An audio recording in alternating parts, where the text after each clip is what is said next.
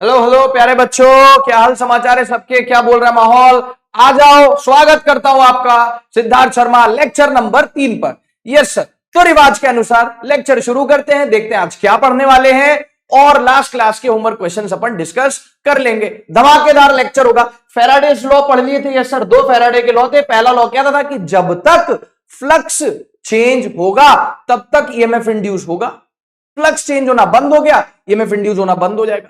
EMF तो induce होगा ही होगा, चाहे लूप क्लोज हो चाहे ओपन हो, चाहे लूप प्लास्टिक का बनाओ या मेटल का बनाओ, किसी का भी बनाओ, करंट फ्लो होगा। 2 शर्तें पूरी होगी जब पहली लूप कंप्लीट, दूसरा लूप कंडक्टिंग मटेरियल का होना चाहिए। क्या बोलती पब्लिक?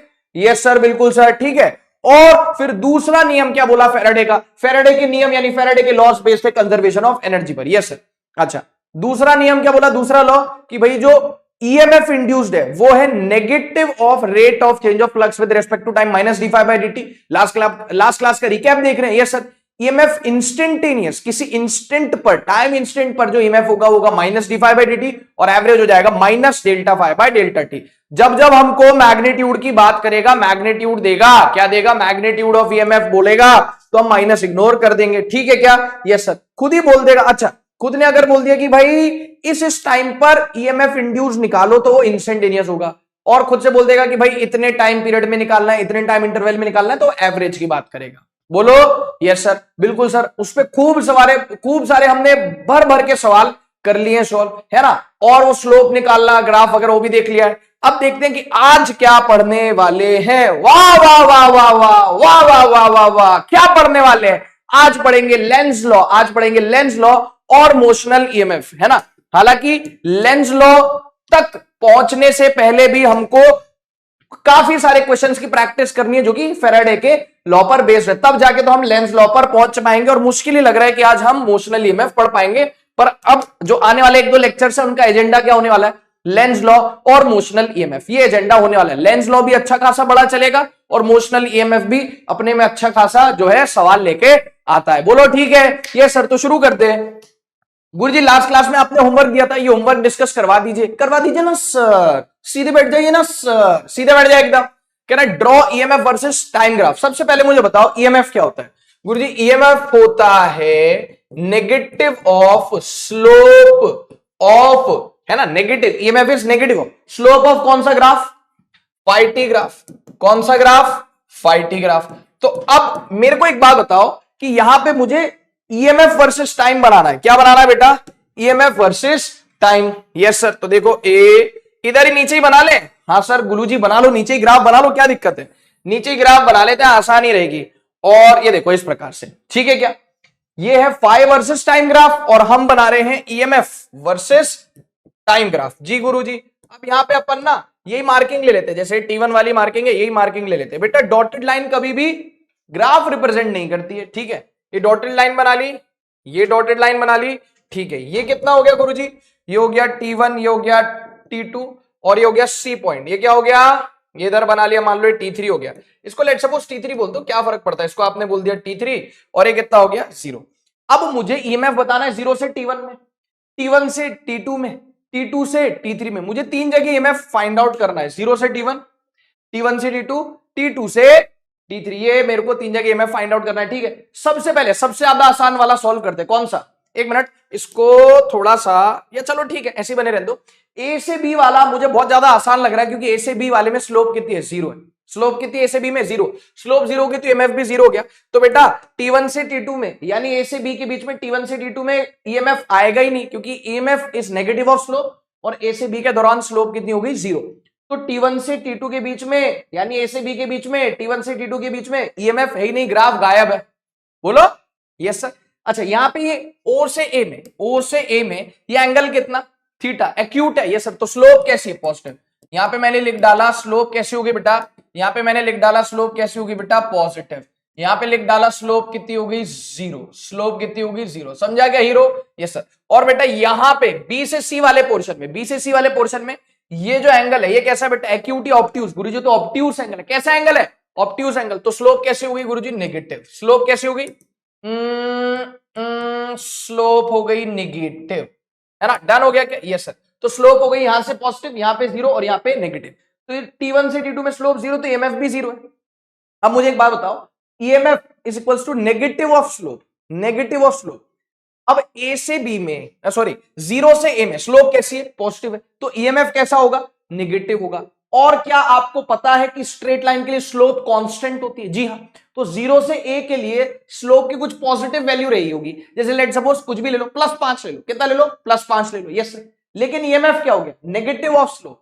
तो स्लोप हो गई ओ से ए में, मैंने 1 से मान लिया लेट सपोज +5, पॉजिटिव है ना, +5 यहां पे रखा, तो ईएमएफ क्या आ गया? -5, क्योंकि माइनस लग गया उसके आगे। ईएमएफ क्या होता है? Negative of slope. तो ओ से ए में स्लोप थी +5, ईएमएफ लग गया माइनस ऑफ +5 यानी -5। इसका मतलब जीरो से T1 में जो ईएमएफ है वो कैसा आ रहा है बेटा? नेगेटिव आ रहा है। तो यहां पे मार्क करूंगा। गुरुजी नीचे क्यों चले गया? अरे मैं नीचे नहीं गया, ये ग्राफ नीचे गया, मैं थोड़ा ही नीचे गया, मैं तो यही हूं। अरे हाँ ना सर, बोलो बेटा समझ में आया कि नहीं आया? थोड़ा सा इसको ना ग्राफ को अपन मोटा सा बना देते, ठीक है। ये देखो, ये बात समझ में आई कि नहीं? हाँ सर। तो जीरो से T1 में ये ग्राफ कैसा हो गया? नेगेटिव हो गया। ग्राफ कैसा हो गया बच्चों? नेगेटिव। बोलो बात समझ में आई क्या? Yes sir. ये देख रहा है, थोड़ा सा इसको सीधा कर दे भाई, ये टेढ़ा मेढ़ा अगर हो रहा है इधर, ठीक हो जाए। हाँ अब सही है ना, ठीक है ना, भावनाओं को समझो। बाकी ये हो गया, ये नेगेटिव हो गया, ये सर ये नेगेटिव हो गया। फिर ए से बी में स्लोप जीरो यानी T1 से T2 में स्लोप जीरो, तो ईएमएफ भी जीरो है। अब देखो बी से सी में, देखो कहां से, देखो बी से सी में, कहां से देखो? बी से सी में। तो मैंने बोल दिया बी से सी में देख रहा हूं, तो T2 से T3 में, T2 से T3 के बीच में स्लोप कैसा है? नेगेटिव। अब स्ट्रेट लाइन के लिए स्लोप कैसा रहता है? स्ट्रेट लाइन के लिए स्लोप कैसा होता है? नेगेटिव होता है। तो मैंने बोला बी से सी में स्लोप कैसा है? नेगेटिव। स्ट्रेट लाइन के लिए स्लोप कैसा रहता है? नेगेटिव, मतलब कांस्टेंट रहता है, लेकिन यहां पे कैसा है? नेगेटिव है। लेकिन स्ट्रेट लाइन के लिए स्लोप कैसा होता है? कांस्टेंट होता है। तो लेट सपोज यहां पे आपने +5 माना था, यहां पे -5 मान लो, क्या फर्क पड़ता है? -6 मान लो, -10 मान लो, जो मानना है मान लो। गुरुजी मान लो हमने यहाँ पे मान लिया -6 मान लिया, स्लोप कैसा मान लिया? -5 मान लो, -6 मान लो, मैंने -6 मान लिया बी से सी में यानी T2 से T3 के बीच में। तो ईएमएफ क्या होता है? Negative of slope. स्लोप कितनी आई? लेट सपोज -6, तो ईएमएफ हो गया माइनस ऑफ -6, माइनस ऑफ -6 +6। इसका मतलब ईएमएफ कैसा है? एक कांस्टेंट वैल्यू और वो भी पॉजिटिव, क्योंकि नेगेटिव हो और स्लोप स्वयं में कैसी? Negative, negative negative positive. तो T2 से T3 के दरमियान, T2 से T3 के बीच में ईएमएफ +6 आ गया, पॉजिटिव वैल्यू आ गया, तो इधर कहीं आएगा ये वैल्यू, ठीक है। हाँ सर समझ गए। तो बेटा ये ग्राफ बन गया, आई होप आपका भी ऐसे ही बना होगा। जीरो से T1 मेरा ग्राफ है ना। आप ये डॉटेड लाइन को इधर भी खींच सकते हो नीचे तक, इसमें कोई शर्म वाली बात नहीं है। ये डॉटेड लाइन खींच रही नहीं, ये खींच जाएगी अभी, ये लोग ये खींच के डॉटेड लाइन नीचे। डॉटेड लाइन कभी भी ग्राफ नहीं बताती, डॉटेड लाइन बता रही है कि भाई जीरो से T1 के बीच में ये कुछ वैल्यू है नेगेटिव में, T1 से T2 के बीच में ग्राफ नदारा दे गायब है ही नहीं है, T2 से T3 में कुछ पॉजिटिव है। देख लो बेटा इसको फटाफट से, आपका भी यही बना कि नहीं बना? जी गुरुजी। चले फिर आगे। हाँ सर। अच्छा सुनना मेरी बात, ये सवाल मैंने करवा दिया था कल, बस मैं ईयर मेंशन नहीं कर पाया। तो आपको पता होना चाहिए कि जो घटिया लल्लू लाल ललुआ सवाल हमने किया ये नीट का PYQ है। तो ये आपको सिर्फ और सिर्फ ये बताने के लिए मैंने ये स्लाइड में इंक्लूड किया है, क्योंकि कल वाली स्लाइड में ये मेंशन नहीं था ईयर। तो मैं आपको बता दूं कि ये जो रद्दड़ सवाल है, एकदम घटिया सवाल है, ये नीट का ही सवाल है, ठीक है। Yes sir. यही नहीं, अभी और सुनिए, याद है ये वाला सवाल? हाँ सर। ये कैसे बोल सकते हैं, इसमें भी ईयर मेंशन नहीं कर पाया था, तो आज मैंने ईयर मेंशन कर दिया। मैंने देखा एक बार पीपीटी को, तो है ना, तो मेरी नजर गई, तो देखा तो मेंस 2012 का सवाल है। बोलो बेटा। यस सर, मेंस 2012 का सवाल है, ठीक है ना। तो मैंने ईयर मेंशन किया और कुछ नहीं। चलो भाई, अब गुरुजी लेंस लॉ क्यों नहीं पढ़ा रहे? भाई पढ़ा दूंगा, मुझे क्या, लेंस लॉ मैं कल ही पढ़ा देता, सवालों की प्रैक्टिस कम करवाता। बहुत धांसू धांसू सवाल करेंगे, आपका कॉन्फिडेंस यहां से यहां होना चाहिए, ठीक है। सड़क से उठा के स्टार बना दूंगा, जैसा कि मैं बोलता हूं। तो यार कुछ सवाल अब हम करेंगे, और देखो अभी आपके लिए खूब सारे कंसेप्ट बोल दो, की पॉइंट बोल लो, सवालात बोल लो, वो है। ये सब करने के बाद ही हम क्या शुरू करेंगे? लेंस लॉ शुरू करेंगे। जी हाँ। तो यार ये एक ऐसा सवाल है जो कि कंसेप्चुअल है ना। थ्योरेटिकल बोल लो, कंसेप्चुअल बोल लो, इसमें कलम नहीं चलाना, दिमाग चलाना। दिमाग चल पड़ा तो ये सवाल हो गया, दिमाग नहीं चला तो ये सवाल नहीं होगा। तो आपके हवाले ये सवाल साथियों, आप एक बार इस सवाल को पढ़ो और सॉल्व करने की कोशिश करो, ठीक है क्या? हाँ जी सर। देख लो क्या कह रहा है, an EMF can be induce in stationary coil. एक कॉइल है जो कि रुकी हुई है, कहीं नहीं जा रही, if it is kept in. देख लो, कोशिश कर लो, स्क्रीन को पॉज करो, देखो फटाफट से सॉल्व करते हैं फिर, है ना। गुरुजी आज आपने चेक नहीं किया कि लेक्चर रिकॉर्ड हो रहा है कि नहीं हो रहा है। दिल कर मासूम में भेजाएंगे और हम वफा करके भी तनहा रह जाएंगे। चकाचक चकपक एकदम रिकॉर्ड हो रहा है लेक्चर। देखो भाई मैं आ गया सॉल्व करने के लिए। बोल रहा है कि किसी स्टेशनरी मतलब रुकी हुई कॉइल में ईएमएफ इंड्यूस करना है। ईएमएफ इंड्यूस करना एक ही शर्त है, ईएमएफ इंड्यूस होगा, फ्लक्स चेंज होना चाहिए। फ्लक्स फिर आप चाहे कैसे भी चेंज करो, चाहे उससे होके गुजरने वाली मैग्नेटिक फील्ड लाइंस चेंज हो, है ना, मतलब फ्लक्स चेंज होगा यानी मैग्नेटिक फील्ड लाइन जो उससे होके गुजर रही है वो चेंज होनी चाहिए। वो कैसे कैसे आप कर सकते हो गुरुजी? बी चेंज करके, एरिया चेंज करके, उसको रोटेट करके, थीटा चेंज करके, ठीक है। तो बोल रहा है stationary uniform magnetic field, stationary uniform magnetic field. बेटा मान ले एक स्टेशनरी कॉइल को मैंने किसमें रख दिया, एक मिनट रुक, कॉइल के नाम पे मेरे पास एक बहुत बढ़िया चीजें लेके आया, एक सेकंड रुक जा, बस आया बस। ये ले भाई ये देख, अरे तो मैं ऐसे ही लिया है मजे के लिए, सामने होता ना तो ऐसे डंडे से मार के सीधा बिठाता तेरे को, सीधा बैठ जाए एकदम। इससे तो हम अभी कुछ भी एक्सपेरिमेंट नहीं करने वाले हैं। तो गुरुजी फिर गए क्यों थे, क्या लेने गए थे? ये छल्ली लेने के लिए गए थे। छल्ली से क्या करोगे, सजना का दीदार करोगे क्या? नहीं भाई सजना का दीदार नहीं करेंगे, हम दीदार करेंगे सवाल का इस छल्ली से। कैसे? इस छल्ली की हालत जो है ना बहुत ही खराब हो रखी, बहुत ज्यादा खराब हो रखी, पर आप भावनाओं को समझे। क्या करें, स्टेशनरी यूनिफॉर्म मैग्नेटिक फील्ड, मान ले वो कॉइल स्टेशनरी कॉइल है, ये वो स्टेशनरी कॉइल है। अब तू देख पा रहा है ये छल्ली में ऐसे जो जाली लगी हुई है, आप ये छल्ली में आप ये मान सकते हैं, तो बहुत ही गंदी हालत हो रखी है इसकी, ठीक है। आप इस छल्ली में मान सकते हो कि मैग्नेटिक फील्ड लाइंस क्या हो रही है, आपको दिख तो रही है ना? हाँ सर दिख रही है, मैग्नेटिक फील्ड लाइंस क्रॉस हो रही है इस तरीके से, ठीक है। तो अब स्टेशनरी कॉइल है, कॉइल को आप नहीं मूव करवा रहे हो, ठीक है, स्टेशनरी यूनिफॉर्म मैग्नेटिक फील्ड में रखी हुई है। मैग्नेटिक फील्ड भी मूव नहीं हो रही, जैसी है वैसी रहेगी, और यूनिफॉर्म है। यूनिफॉर्म का मतलब जितनी लाइन इस कॉर्नर से पास हो रही, इस हिस्से से पास हो रही, उतनी लाइन इस हिस्से से पास हो रही, उतनी लाइन इस हिस्से से पास हो रही, उतनी लाइन इस हिस्से से पास हो रही, उतनी लाइन इस हिस्से से पास हो रही। समझ में आ गई? यूनिफॉर्म मतलब एक जैसा। हम लोग यूनिफॉर्म पहनते हैं, स्टूडेंट यूनिफॉर्म पहनते हैं ताकि सब स्टूडेंट एक जैसे लगे, एक जैसा उनके साथ व्यवहार हो, कोई कहीं से भी हो, कैसे भी हो, लड़का हो लड़की हो, सबके साथ एक जैसा व्यवहार हो। यूनिफॉर्म मतलब एक जैसा। स्टाफ चाहे एकेडमिक हो चाहे नॉन एकेडमिक हो, फिजिक्स वाला की टी शर्ट डाली हुई, इसका मतलब भाई फिजिक्स वाला के कार्य करता है, फिजिक्स वाला का स्टाफ है। कोई भी हो कैसे भी हो, स्टाफ है, मतलब सब एक जैसे। यूनिफॉर्म का मतलब होता है एक जैसा। Yes sir. तो यूनिफॉर्म मैग्नेटिक फील्ड का मतलब क्या हो गया कि भाई इधर से भी जितनी मैग्नेटिक फील्ड लाइन पास हो रही, इधर से भी, इधर से भी, इधर से भी, इधर से भी। तो मुझे एक बात बताओ, coil stationary, magnetic field uniform है, कुछ चेंज नहीं हो रहा, तो कद्दू को इंड्यूस होगा ईएमएफ? यस सर, नहीं होगा। ये नीट में आ जाए सवाल, कोई खास बात नहीं पता है, फिर तुम मुझे याद करोगे। अगला, ओ भाई सर यूनिफॉर्म से तो नहीं बना, लेकिन stationary non uniform magnetic field. अब समझ, स्टेशनरी बच्चों को क्या लगता है कि नॉन यूनिफॉर्म हो गई, टिक कर दो आंसर। भाई नॉन यूनिफॉर्म का मतलब, यूनिफॉर्म मतलब एक जैसा, और नॉन यूनिफॉर्म मतलब अलग अलग। अब अलग अलग का मतलब समझना, अलग अलग का मतलब, वो नॉन यूनिफॉर्म का मतलब हुआ अगर यहां से इस हिस्से से 10 मैग्नेटिक फील्ड लाइन पास हो रही, तो इससे से 10 नहीं होगी, इस हिस्से से 10 से ज्यादा है, 10 से कम होगी। मान ले 20 हो रही है, यहां से 5 हो रही है, यहां से 15 हो रही है, यहां से 100 हो रही है, यहां से 1 ही हो रही है, यहां से हो ही नहीं रही।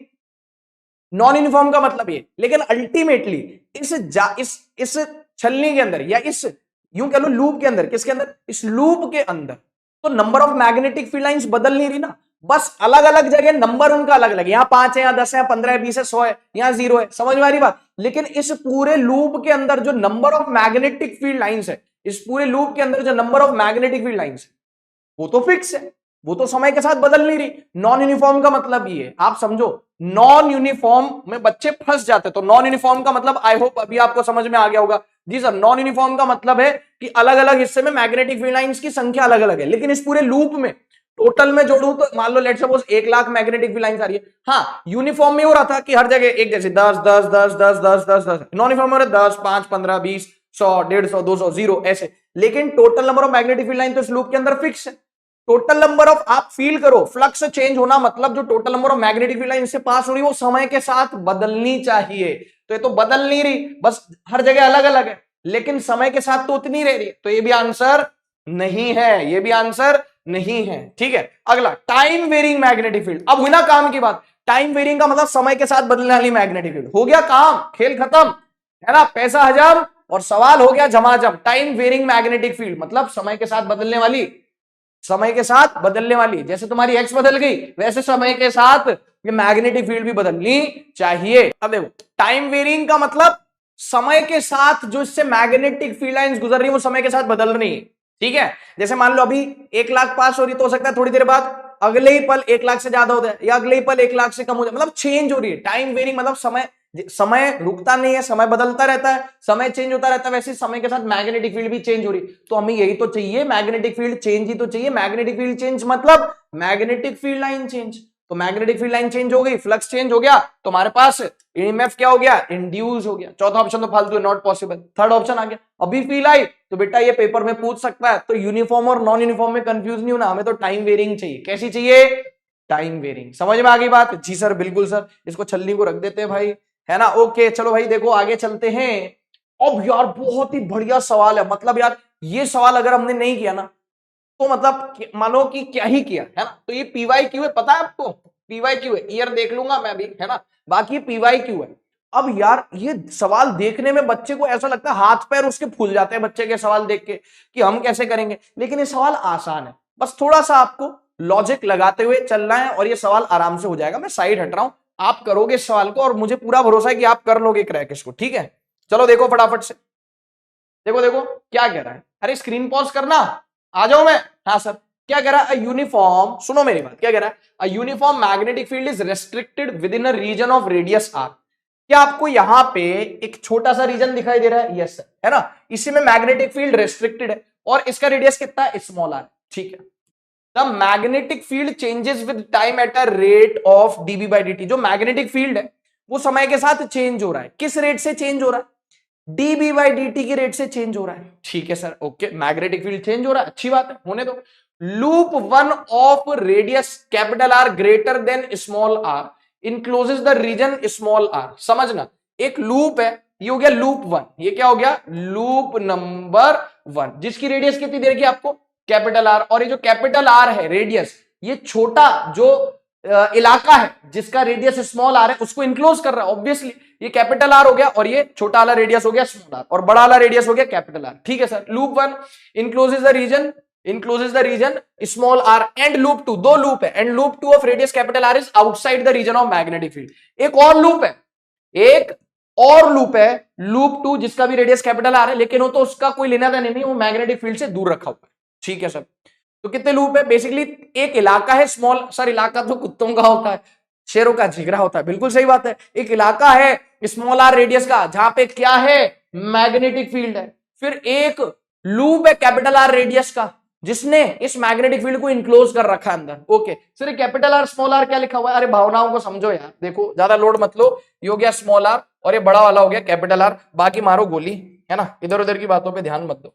एक मिनट, अब भी ठीक करके देता हूं। ठीक है, एक और लूप है जिसका इस मैग्नेटिक फील्ड से कोई वास्ता नहीं है, दूर दूर तक कोई वास्ता नहीं हो, तो अलग दूर दूर दराज रखा हुआ उसका भी, है ना, रेडियस कैपिटल आ रहा है, उसको लूप टू बोलते हैं। ठीक है, अब सुनो, बोला जा रहा है इस इलाके में जो मैग्नेटिक फील्ड है ये समय के साथ बदल रही है, समय के साथ बदल रही है, किस रेट से, D B by D T rate से। ठीक है, तो बोला जा रहा है द ईएमएफ जनरेटेड इज, कितना ईएमएफ जनरेट होगा लूप वन में और लूप टू में, zero in loop one, zero in loop two, मतलब बोला जा रहा है लूप वन में कितना ईएमएफ इंड्यूस होगा और लूप टू में कितना। क्या ये लूप टू बेगाने की शादी में नहीं है, क्या ये लूप टू बेगाने की शादी में नहीं है, अरे हाँ सर बेगाने की शादी में ही तो है, क्योंकि लूप टू को मैग्नेटिक फील्ड से कोई लेना देना ही नहीं है, लूप टू तो मैग्नेटिक फील्ड से ही बाहर है। मतलब लूप टू दूर से तमाशा देख रहा है, ऐसे खड़े होके देख रहा है कि मैग्नेटिक फील्ड बढ़ रही है घट रही है, बोला मुझे क्या लेना देना मैग्नेटिक फील्ड से। बोला लूप टू बोल रहा है इसमें मेरा क्या फायदा, इसमें मेरा क्या फायदा है, ओ सानू की। ठीक है, कोई गल नहीं जी, कोई गल नहीं, क्योंकि लूप टू को कोई लेना देना नहीं है, तो लूप टू हम बोलेंगे कि तो बेगाने की शादी में आया हुआ है, उसको कोई लेना देना नहीं है लूप टू को। क्यों, क्योंकि तो मैग्नेटिक फील्ड से बाहर है। यहाँ पे मैग्नेटिक फील्ड लाइन बढ़ेगी, यहाँ पे मैग्नेटिक फील्ड लाइन घटेगी, इसको कुछ मिल रहा है क्या, इससे मैग्नेटिक फील्ड लाइन बढ़ जा रही है, यहाँ पे मैग्नेटिक फील्ड लाइन घट जा रही है, ये इसका एक magnetic field line loop two से पास नहीं हो रहा, तो लूप टू का तो फ्लक्स कितना है, जीरो है और जीरो ही रहेगा। इसका मतलब लूप टू को कोई लेना देना नहीं है, इसका मतलब लूप टू में इंड्यूस्ड ईएमएफ कितना हो गया, लूप टू में इंड्यूस्ड ईएमएफ जीरो हो गया। चलो ऑप्शन रिजेक्शन से देखते हैं, कोशिश करते हैं। जीरो इन लूप टू ये हो सकता है, जीरो इन लूप टू, ठीक है, डी फलाना ढिमकाना इन लूप टू, ये गलत हो गया। जीरो इन लूप टू, ओहो ओहो ओहो, समझ में आ पा रही बात, देखो ना, ऑप्शन रिजेक्शन से करने चले थे, मोए मोए हो गया कि नहीं हो गया गुरुजी? 3 ऑप्शन में लूप 2 का 0 आ गया। इसका मतलब अब अपने को देखना पड़ेगा कि लूप 1 में 0 है कि लूप 1 में इतना है, तो ऑप्शन रिजेक्शन से तो नहीं हो पाएगा। हाँ, पर इतना हमको क्रिस्टल क्लियर है कि लूप 2 में कोई ईएमएफ इंड्यूस नहीं होगा। ओके, अब लूप 1 में देखते हैं, किस में देख रहे हैं? लूप 1 में आ जाओ। तो इसको नेक्स्ट स्लाइड पे मैं बनाऊंगा लूप 1, और ये छोटे से इसमें जो मैग्नेटिक फील्ड वाला इलाका है ये हो गया लूप 1, ठीक है। और एक काम किया जाए, अंदर लूप 2 ले लिया जाए। अंदर क्या ले लिया जाए? अंदर क्या ले लिया जाए? लूप 2 ले लिया जाए, ठीक है। मतलब लूप 2 बोल रहा हूं, सॉरी, अंदर ही मैग्नेटिक फील्ड वाला इलाका ले लिया जाए। ले लिया? हाँ सर, ठीक है। अब मुझे एक बात बताओ, ये तो लूप 1 है, ये कौन है गुरु जी? है लूप 1, ठीक है।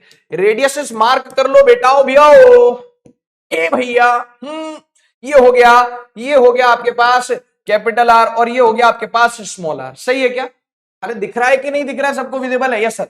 अब मैग्नेटिक फील्ड कितने इलाके में रेस्ट्रिक्ट है? ये जो येलो येलो से बनाया है, ये जो येलो येलो डर्टी फेलो है, सिर्फ यही मैग्नेटिक फील्ड है। यही क्या है? Magnetic field. और मैग्नेटिक फील्ड है कितनी?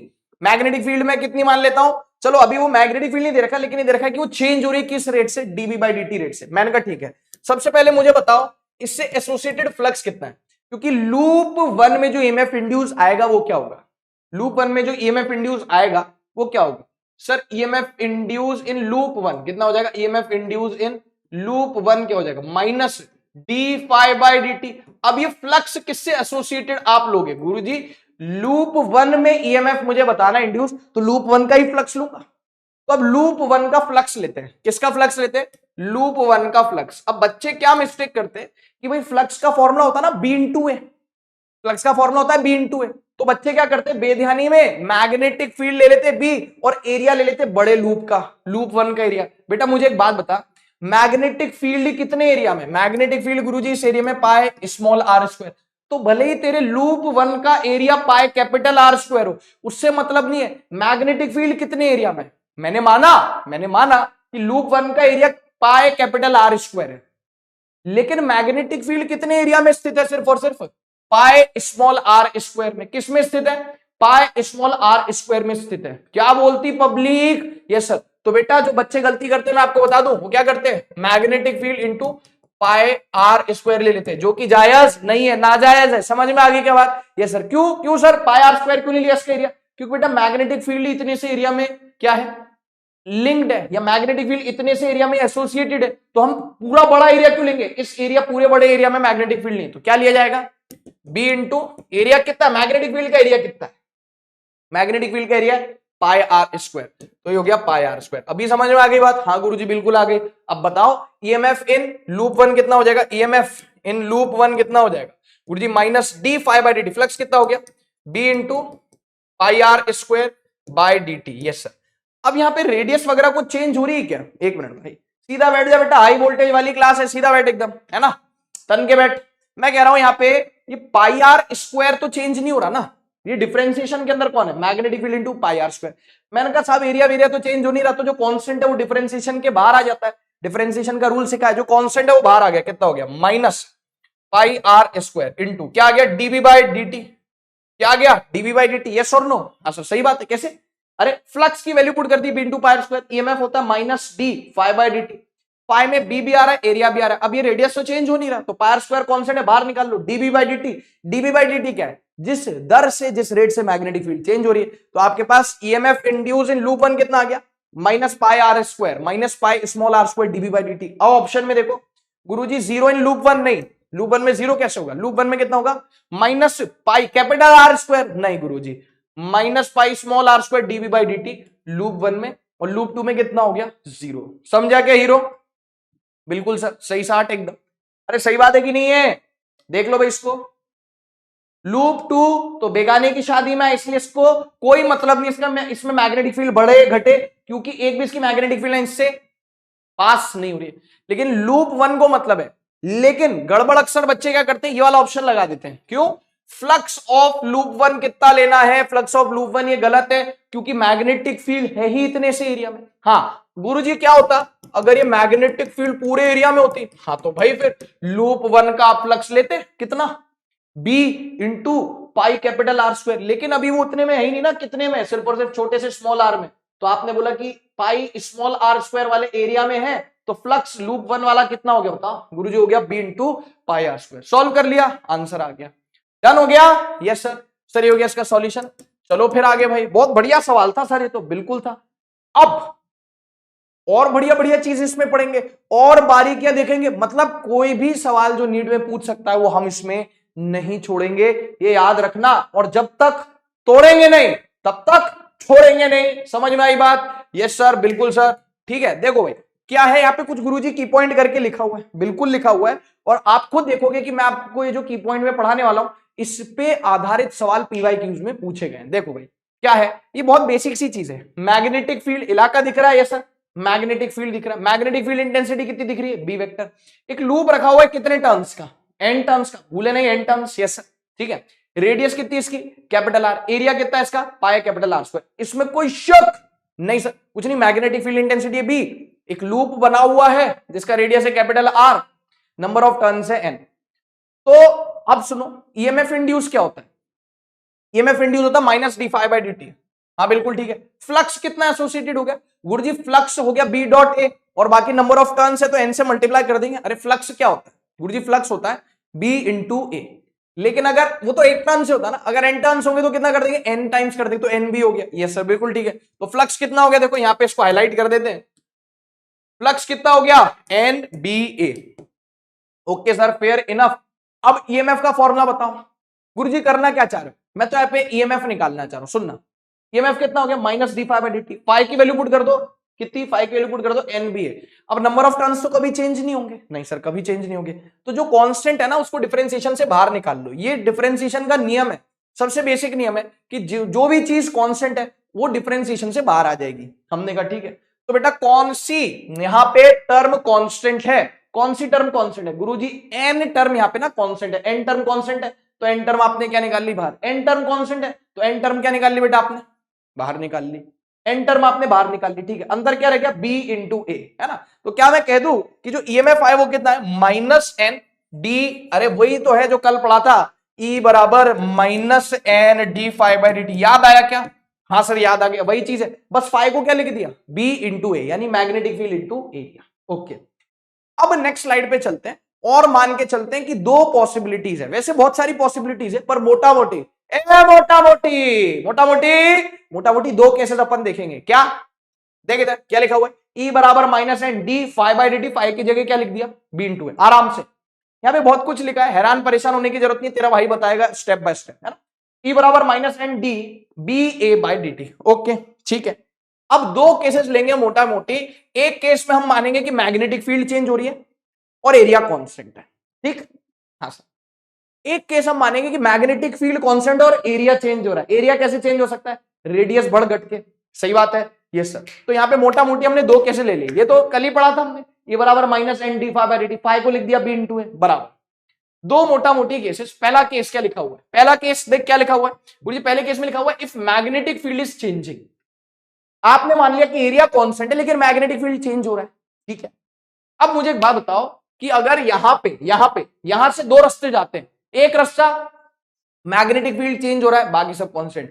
दूसरा रास्ता if radius is changing at a rate of D R by D T. कोई भी चीज चेंज होती है समय के साथ, तो हम बोलते हैं ना, जैसे पॉपुलेशन चेंज हो रही है भारत की, तो पॉपुलेशन को हमने बोल दिया पी, तो डीपी बाई डी टी यानी rate of change of population with respect to time. समझ में आ रही बात? तो जैसे एक रास्ता जा रहा है कि भाई मैग्नेटिक फील्ड चेंज हो रही है, किस रेट से? D V by D T. और एक रास्ता जा रहा है कि रेडियस चेंज हो रही है। बेटा रेडियस चेंज होगा तो एरिया चेंज हो जाएगा, तो यहां पे आप मान के चलोगे मैग्नेटिक फील्ड चेंज हो रही है, एरिया कांस्टेंट है। और दूसरा रास्ता एरिया चेंज हो रहा है, मैग्नेटिक फील्ड कांस्टेंट है, ठीक है। ओके, अब देखो इधर, अगर मैग्नेटिक फील्ड चेंज हो रही है, एरिया कांस्टेंट है, तो डिफरेंशिएशन का नियम, डिफरेंशिएशन के अंदर से कांस्टेंट को बाहर निकाल लो। तो डिफरेंशिएशन के अंदर कांस्टेंट कौन है? ए। अभी फिलहाल पहले पार्ट में, पहले केस मोटा मोटी दो केस है, magnetic field constant, area constant. Magnetic field constant है, सॉरी दो केसेस, वापस से दो केसेस, पहला केस दूसरा केस। मैग्नेटिक फील्ड चेंज हो रहा है, एरिया चेंज हो रहा है। मैग्नेटिक फील्ड चेंज हो रहा है तो कौन कांस्टेंट है? हमने ऐसा मान लिया एरिया, तो कांस्टेंट को बाहर निकाल लो। एरिया बाहर आ गया तो कितना आ गया? ये बाहर आ गया तो ईएमएफ हो गया minus N A, minus N A बाहर आ गया। Yes sir, D B by D. और मैग्नेटिक फील्ड तो हो ही चेंज रही है, किस रेट से? डीबी बाई डी की रेट से। तो यहां पे लिख लेता हूं if magnetic field is changing at a rate at a rate of, किस रेट से, किस दर से चेंज हो रही है, D B by DT, dB by DT. जैसे मैं बोलूं सोने का रेट, गोल्ड प्राइस समय के साथ चेंज हो रहा है, तो हम बोलेंगे d of gold price by dt, d of gold price by dt. सही बात है ना। आप जैसे जैसे आगे बढ़ते जा रहे हो वैसे वैसे आपका कॉन्फिडेंस बढ़ता जा रहा है, तो d of confidence by dt. तो जो भी चीज समय के साथ चेंज हो रही है, तो जैसे यहां पे मैग्नेटिक फील्ड चेंज हो रही है समय के साथ, तो डीबी बाय डीटी। तो यहां पे दो रास्ते जाते हैं वंस अगेन। एक रास्ता, पहला रास्ता, मैग्नेटिक फील्ड चेंज हो रहा है, एरिया कांस्टेंट है, एरिया कांस्टेंट है, बाहर निकाल लो तो बचा के अंदर बी बचा, तो minus N A dB by dt, simple. Yes sir. अब दूसरा रास्ता, अच्छा what is dB by DT, dB by dt क्या है, rate of change of magnetic field with respect to time. तो अगर पेपर में आपको बोल दी मैग्नेटिक फील्ड फला फला रेट से चेंज हो रही है, एरिया ये है, टर्न ये, तो ईएमएफ इंड्यूस कितना हो गया, minus N A dB by dt. इसको रटेगा क्या, नहीं, हमें तो ये याद है। अब मुझे पता है कि मैग्नेटिक फील्ड चेंज हो रही है, एरिया बाहर निकाल लिया, एरिया कांस्टेंट हो गया, तो minus N d A dB by dt. आप निश्चिंत रहो, मेरी गारंटी है कि कभी भी दोनों चीजें एक साथ चेंज करेगा नहीं, कि भाई मैग्नेटिक फील्ड भी चेंज कर दिया, एरिया भी चेंज कर दिया। समझ में आई क्या बात, ठीक है सर, है ना। दो मोटा मोटी केसेस हो सकते हैं, मैग्नेटिक फील्ड चेंज कर दिया, एरिया कांस्टेंट रखे। अब अगला सेकंड, एरिया चेंज कर दिया। अगर एरिया चेंज कर दिया तो क्या कांस्टेंट है, मैग्नेटिक फील्ड। तो पहली फुर्सत में एरिया चेंज करा ना, एरिया को अंदर रहने दे, मैग्नेटिक फील्ड को बाहर बुला ले, तो क्या हो गया गुरुजी, सबसे पहले तो मैग्नेटिक फील्ड को बाहर बुला। If radius is changing at a rate of dr by dt, radius change मतलब एरिया चेंज, एरिया चेंज हो रहा है तो क्या फिक्स है अभी, मैग्नेटिक फील्ड, तो मैग्नेटिक फील्ड को बाहर बुला ले, कितना हो गया, minus N B d A by D t. ठीक, एरिया मैं मान रहा हूं सर्कुलर कॉइल है, मैं ऐसा मान रहा हूं सर्कुलर कॉइल है, तो एरिया कितना हो गया, पाई आर स्क्वायर, कितना हो गया, पाई आर स्क्वायर। एरिया की वैल्यू पुट कर दी पाई आर स्क्वायर, एरिया की वैल्यू पुट कर दी पाई आर स्क्वायर। पाई फिर से कांस्टेंट हो गया, पाई को बाहर बुला ले, कितना हो गया, माइनस एन बी पाई, अरे माइनस एन बी पाई, सही है ये सर। अब बचा क्या, पाई को बाहर बुला ले, r square, r square, r square, r square का डिफरेंशिएशन टाइम के साथ, आर स्क्वायर का डिफरेंशिएशन कितना हो गया, 2, तारे जमीन पर 2r, 2r, और r का differentiation dr by dt, r square का डिफरेंशिएशन r की पावर 2, 2 नीचे, 2 r की पावर 1, और क्योंकि रेडियस चेंज हो रहा है किस रेट से, dr बाय dt, तो यहां पे मल्टीप्लाई कर दिया dr बाय dt।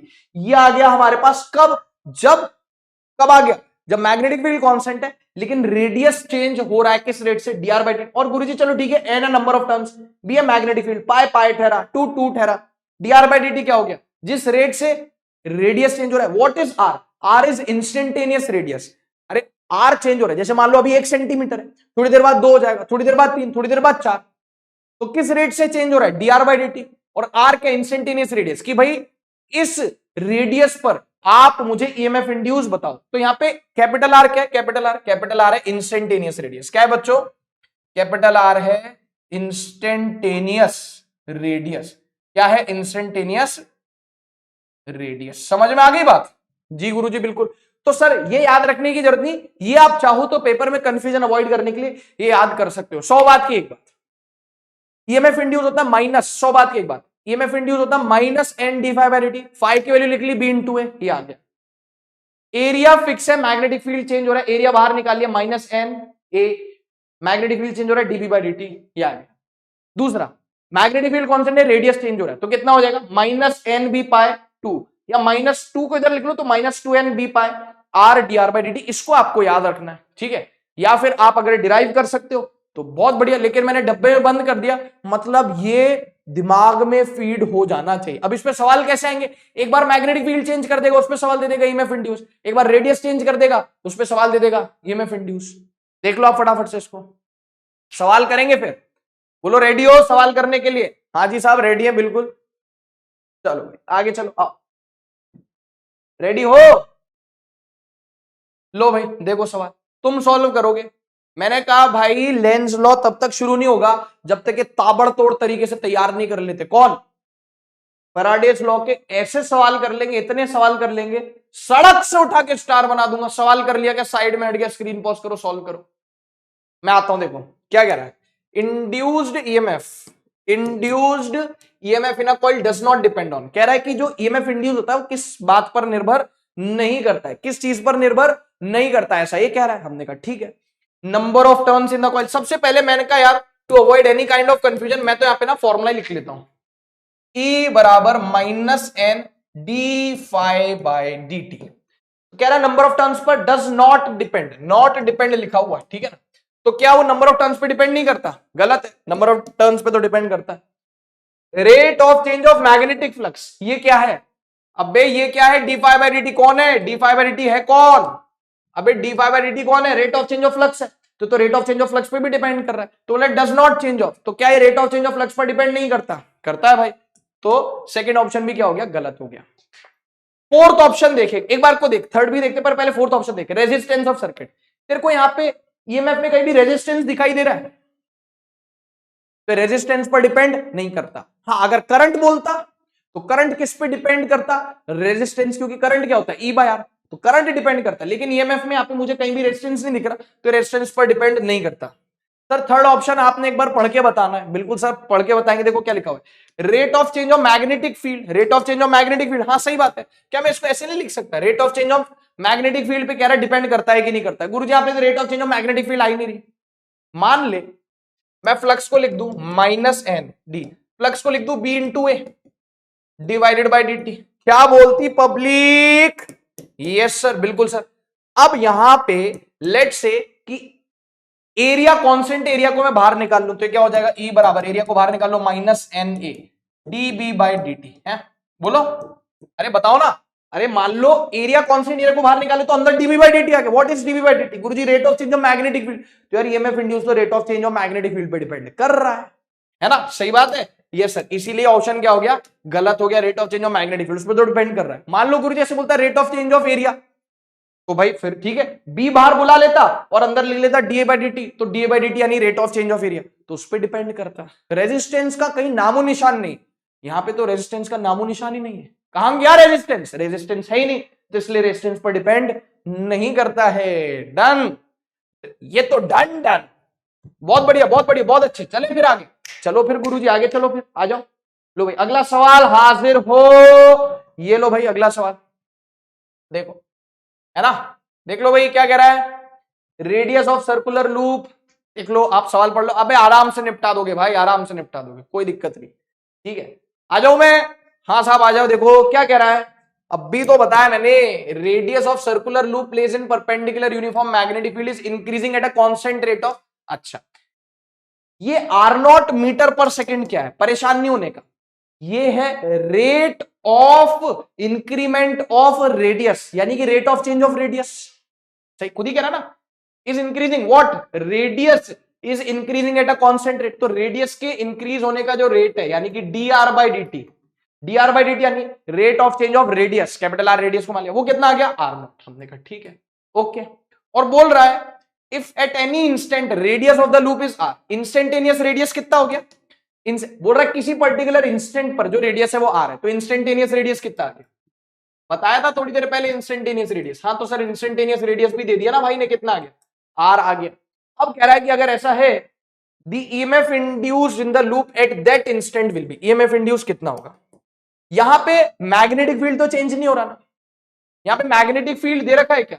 दे नहीं रखा, तो अपन बी मान लेंगे। Magnetic field uniform magnetic field है, यानी मैग्नेटिक फील्ड चेंज नहीं हो रहा। हालांकि उसको देना चाहिए बी है, पर कोई बात नहीं, ऑप्शन में बी दिख रहा है। तो ये कौन सा केस है? मोटा मोटी दो केस, ऊपर वाला कौन सा केस? मोटा मोटी दो केस, ऊपर वाला कौन सा केस? ऊपर वाला कौन सा केस? गुरुजी ऊपर वाला मैग्नेटिक फील्ड चेंज होता है लेकिन एरिया चेंज नहीं होता। और नीचे वाला कौन सा केस? मैग्नेटिक फील्ड कांस्टेंट लेकिन रेडियस चेंज होता है। अरे हाँ है ना? Yes sir. देखो ना, एक बार सवाल पढ़ो दोबारा से। हाँ बेटा, तो ईएमएफ इंड्यूस्ड कितना होगा देखते हैं। सुनो, हमने अभी पढ़ा तो था, मोटा मोटी दो केसेस पढ़े थे बेटा हमने। यस सर, एक में मैग्नेटिक फील्ड चेंज होगा और एक में एरिया चेंज होगा, तो नीचे वाला केस है। यस सर, तो हमने लिख दिया EMF is equals to minus N d, और फ्लक्स कितना हो गया? B into A by D T. अब मैग्नेटिक फील्ड तो यूनिफॉर्म है, तो यूनिफॉर्म में कौन सा बाहर निकाले? Minus N B d A by D t. Area कितना हो गया गुरुजी? वैसे तो तू डायरेक्ट वो फॉर्मूला लगा सकता है जो मैंने सिखाया था अभी, ये वाला फॉर्मूला, लेकिन कोई बात नहीं, एक बार और बता देता हूं। इधर देख, है ना, एरिया कितना हो गया बेटा? पाई आर स्क्वायर। अब पाई भी कांस्टेंट है, बाहर निकाल माइनस एन बी, पाई बाहर निकाल, differentiation of r square by D t. सही है? एक मिनट भाई, एक मिनट भाई, एक, हाँ ठीक है, differentiation of r square, r square का डिफरेंशिएशन कितना हो गया? 2r। तो इसको ऐसे लिखते, देखो लिखने का तरीका, minus N B pi are square का डिफरेंशिएशन हो गया 2r, लेकिन आर भी वेरिएबल इसलिए यहां पे आ जाएगा d r by D T, D r by D t. वापिस से वही आ गया, है ना? अब बता नंबर ऑफ टर्न्स कितने बोले, कुछ बोले क्या इसने number of turns? Number of turns इसने बोले नहीं, तो जान दो नंबर ऑफ टर्न्स आप मान लेना कि ये सिंगल है आपकी तरह, नंबर ऑफ टर्न बी आ गया, यस सर बी आ गया, पाए आ गया, पाए आ गया। इंस्टेंटेनियस रेडियस कितना दे रहा है, ये कैपिटल आर क्या होता है, इंस्टेंटेनियस रेडियस, तो हो गया इंटू 2r, और d are by D t कितना दे रखा है, rate of change of radius r naught, तो आ गया आर नॉट, ये आ गया आर नॉट, तो आंसर आएगा -2b पाए आर आर नॉट, -2b पाए आर आर नॉट, -2b पाए आर आर नॉट, ऑप्शन में ढूंढो -2b पाए आर आर नॉट, ये हो गया फोर्थ ऑप्शन। ये आर नॉट नहीं है यहाँ पे पाए नहीं है, यहाँ पे 2 नहीं है, तो -2b पाए आर आर नॉट। डन हो गया, बिल्कुल चकाचक डन हो गया भाई साहब, ऐसी क्या बात है। चले फिर आगे देख लो मेरा सॉल्यूशन, बता दिया मैंने, है ना, ठीक है।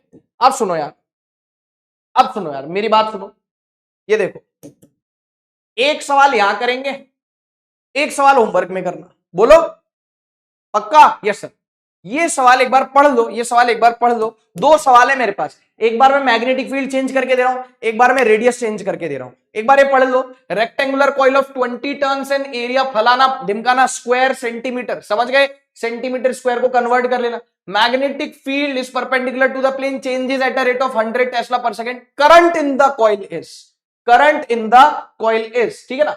तो एक काम करते हैं, आप एक करंट पूछा, ये अभी कर लेते हैं सॉल्व। अगला वाला सवाल जो है उसमें रेडियस चेंज करेंगे, उसमें क्या करेंगे, रेडियस चेंज करेंगे, rate of change of radius देंगे, इंस्टेंटेनियस रेडियस देंगे। ये आप होमवर्क में सॉल्व करोगे, ये कर लेना होमवर्क में सॉल्व, ओके गुरुजी। और ये आप अभी कर लो सॉल्व, अभी ठीक करके दो, बिल्कुल साहब अभी ठीक करके दो, जल्दी से स्क्रीन पॉज करो। चलो अब मैं सॉल्व करूंगा। नंबर ऑफ टर्न्स, पहले तो मैं क्या करूंगा, रिवाज के अनुसार सारी चीजें लिख लूंगा। नंबर ऑफ टर्न्स 20 हो गया, एरिया कितना हो गया 25, एसक्यू सेंटीमीटर मतलब स्क्वायर सेंटीमीटर, सेंटीमीटर स्क्वायर मतलब 10 की पावर -4 मीटर स्क्वायर, कन्वर्ट कर देंगे तो 25 इंटू 10 की पावर -4 है ना, क्या हो गया 25 इंटू 10 की पावर -4 मीटर स्क्वायर, ठीक है साहब। ओके आगे क्या दे रखा है, रेजिस्टेंस कितना दे रखा है 100 ओम, रेजिस्टेंस कितना दे रखा है 100 ओम। मैग्नेटिक फील्ड किस रेट से चेंज हो रही है, डीबी बाई डी टी किस रेट से चेंज हो रही है 1000 टेस्ला पर सेकंड, ठीक है। की पॉइंट के रूप में सब बता दिया तुम्हारे भाई ने। करंट, अब मैंने कहा यार करंट कितना होगा गुरुजी, करंट होगा EMF by resistance, yes sir. EMF कितना होगा, अब यहाँ पे मैग्नीट्यूड की बात हो रही है तो ईएमएफ का मैग्नीट्यूड में डी फाई बाई डी ले लूंगा माइनस की जगह, ठीक है कोई दिक्कत नहीं है। ई बाय तो क्या 1/r into d phi by D T. Flux कितना होता है बेटा, इसको मैं ऐसे लिख सकता हूँ ईएमएफ को एन इंटू, ऐसे लिख दू ना, N into d phi by D T, और फाई कितना हो गया d B A by D t. अरे यार बेटा ईएमएफ कितनी बार मैं दोहराऊं कि ईएमएफ होता है N times d phi by D T, और फाई कितना होता है डी इंटू ए, वही लिखा ना, वही तो लिखा है, ईएमएफ लिख दिया ये। हाँ सर ठीक है कोई दिक्कत नहीं, हम इसमें कंफर्टेबल है। ओके अब करंट कितना हो गया, सारी वैल्यू पुट करूंगा। अब देख एरिया फिक्स है, क्या चेंज हो रहा है गुरुजी, मैग्नेटिक फील्ड चेंज हो रहा है। तो मैग्नेटिक फील्ड मोटा मोटी दो केस है, मोटा मोटी दो केस, ऊपर में अपन मैग्नेटिक फील्ड चेंज करते थे, एरिया बाहर निकाल देते थे, तो बाहर निकाल दो, ये निकाल दिया बाहर, ये हो गया r 1/r into N into area बाहर निकाल दो, और अंदर क्या रह गया डीबी बाई डी टी, बस रहेगा। सारी वैल्यू पुट करो आंसर आ जाएगा 1/r into N into A into dB by D t. चलो सॉल्व करो, आई बराबर 1/, रेजिस्टेंस कितना हुआ 100, नंबर ऑफ टर्न्स कितना हुआ, नंबर ऑफ टर्न्स कितना हुआ 20, एरिया कितना हुआ 25 इंटू 10 की पावर -4, तो हो गया इंटू 20 इंटू 25 इंटू 10 की power -4 into dB by D T, यानी rate of change of magnetic field कितना है 1000 टेस्ला पर सेकेंड इंटू 1000। चलो सॉल्व करेंगे। अब मेरे को एक बात बताए, यहां से लिख लिया 25 जा 100, 20/100 कितना हो गया 1/5, यस सर। फिर क्या किया 5 इंटू 5 25, यस सर। कितना हो गया, ये कितना हो गया 5000 इंटू 10 की पावर -4, जब सॉल्व किया तो कितना है 0.5 एम्पियर। देखो वो आ गया, आगे आंसर 0.5 एम्पियर। देखो ये ऑप्शन मैच कर रहा है कि नहीं, नहीं तो बेइज्जती हो जाएगी। हाँ सर कर रहा है ऑप्शन थर्ड। सर ये तो बहुत ही सड़ा सवाल है यार, ये भी क्यों ही करवाया आपने क्लास में यार, है टाइम वेस्ट कर दिया हमारा क्लास का, इससे अच्छा होमवर्क में ही देते हैं। अच्छा बहुत तेज हो रहे हो, देख लो इसको सॉल्व कर लिया, यस सर। करंट क्या होता है EMF by resistance 1/, resistance EMF को लिख लिया N into d B A by D t, जैसे कि अपन लिखते आए हैं अभी काफी सारी स्लाइड से लिखता आया है तुम्हारा भाई, यस सर। माइनस क्यों इग्नोर किया, मैग्नीट्यूड चाहिए ना करंट का, क्या problem, dBA by D T. मोटा मोटी पहला वाला केस एरिया कांस्टेंट है, मैग्नेटिक फील्ड चेंज हो रहा है, एरिया बाहर निकाल लिया, एरिया क्या निकाल लिया बेटा बाहर निकाल लिया, डीबी बाई डी कर दिया। डीबी बाई डी क्या है? Rate of change of magnetic field. Solve कर लिया। चलो भाई अगला सवाल तू करेगा बेटा, ठीक है क्या? चकाचक एकदम, बहुत बढ़िया। चलो आगे बढ़ो। लो भाई लेंस लॉ शुरू हो रहा है ना, बहुत जल्दी कमर कस लेना, बहुत जल्दी। यार यहां पे फिर से एक और की पॉइंट, गुरुजी कितने की पॉइंट? मैंने क्या बोला, ईएमआई का सवाल आया भाई, अपन करके आएंगे, फोड़ के आएंगे। नीट के हम तो जेई का भी पेपर फोड़ देंगे, समझ में आ रही बात? हाँ ठीक है। चलो देखो क्या हो रहा है यहाँ पे, ये वही कल जैसा अपन ने देखा था गुरुजी, वही लूप है। नंबर ऑफ टर्न्स एन हो गए, मैग्नेटिक फील्ड बी हो गया। मैग्नेटिक फील्ड कितना हो गया? बी हो गया। एरिया कितना हो गया? अरे मैग्नेटिक फील्ड हो गया बी, एरिया कितना हो गया? ए ले लिया। एरिया कितना ले लिया मैंने? ए ले लिया। हालांकि रेडियस दी रखी पर मैंने एरिया ए ले लिया। नंबर ऑफ टर्न्स कितने ले लिए? नंबर ऑफ टर्न्स कितने ले लिए? एन। एरिया कितना ले लिया? ए। और मैग्नेटिक फील्ड इंटेंसिटी कितना ले लिया? बी ले लिया। और किससे घूम रहा है? देखो कैसे घूम रहा है। क्या ये सेंटर के अबाउट घूम रहा है? सेंटर के अबाउट ऐसे घूम रहा है? नहीं सर, ये सेंटर के अबाउट ऐसे नहीं घूम रहा है। कैसे घूम रहा है? डायमीटर के अबाउट। फ्लक्स चेंज होगा? बिल्कुल चेंज होगा। ईएमएफ इंड्यूस होगा? बिल्कुल इंड्यूस होगा। नहीं, ये सेंटर के अबाउट नहीं घूम रहा है, डायमीटर के अबाउट घूम रहा है। कितनी एंगुलर वेलोसिटी ओमेगा से? ओमेगा का यूनिट जो होता है वो कितना होता है गुरुजी? रेडियन पर सेकेंड। ओमेगा का जो यूनिट होता है वो कितना होता है बेटा? रेडियन पर सेकेंड। ये ओमेगा दे रखा आपको, है ना? ये ओमेगा दे रखा है, ठीक है सर। अब निकालना क्या है? क्या यहाँ पे ये लूप कंप्लीट है? बिल्कुल साहब कंप्लीट है लूप। कंडक्टिंग मटेरियल का बना है? बिल्कुल साहब बना है। करंट आएगा नहीं आएगा? बिल्कुल आएगा। ईएमएफ इंड्यूस होगा, क्यों? क्योंकि फ्लक्स से चेंज हो रहा है। तो जो, क्योंकि number of magnetic field line जो इसको चीरते हुए खच्च से पास हो रही, खच्च से गुजर रही है। कहां गई जाली? कहां गई? अरे जाली है तो सही, ये देख, ये जब सेंटर के अबाउट ये एक्सेस हो गया। अरे वाह यार सर, ये ऐसे रोटेट करती है, ऐसे रोटेट करती है, ऐसे रोटेट करती है, ऐसे रोटेट करती है, ऐसे। क्या फ्लक्स चेंज हो रहा है? नहीं गुरुजी, ऐसे फ्लक्स चेंज नहीं हो रहा है। फ्लक्स कैसे चेंज होगा? हाँ मेरी जान, ओहो चुप गया, कोई बात नहीं, सब ठीक हो जाएगा, है ना? तो फ्लक्स कब चेंज होगा? फ्लक्स कब चेंज होगा? जब ये कैसे घूमेगा? डायमीटर के अबाउट। फ्लक्स कैसे? इसकी हालत बहुत ज्यादा ही खराब हो रही है ना? ये भी बहुत प्राचीन जाली है बेटा, है ना? देखो ये देखो, जब ये डायमीटर के अबाउट चेंज होगा, तो जब ये ऐसे चेंज होगा तो इसको चीरते हुए जो मैग्नेटिक फील्ड लाइन जा रही है वो क्या होती जाएगी बेटा? चेंज होती जाएगी। क्या चेंज होती जाएगी? चेंज होती जाएगी, ठीक है ओके। तो अब गुरुजी चाहते क्या?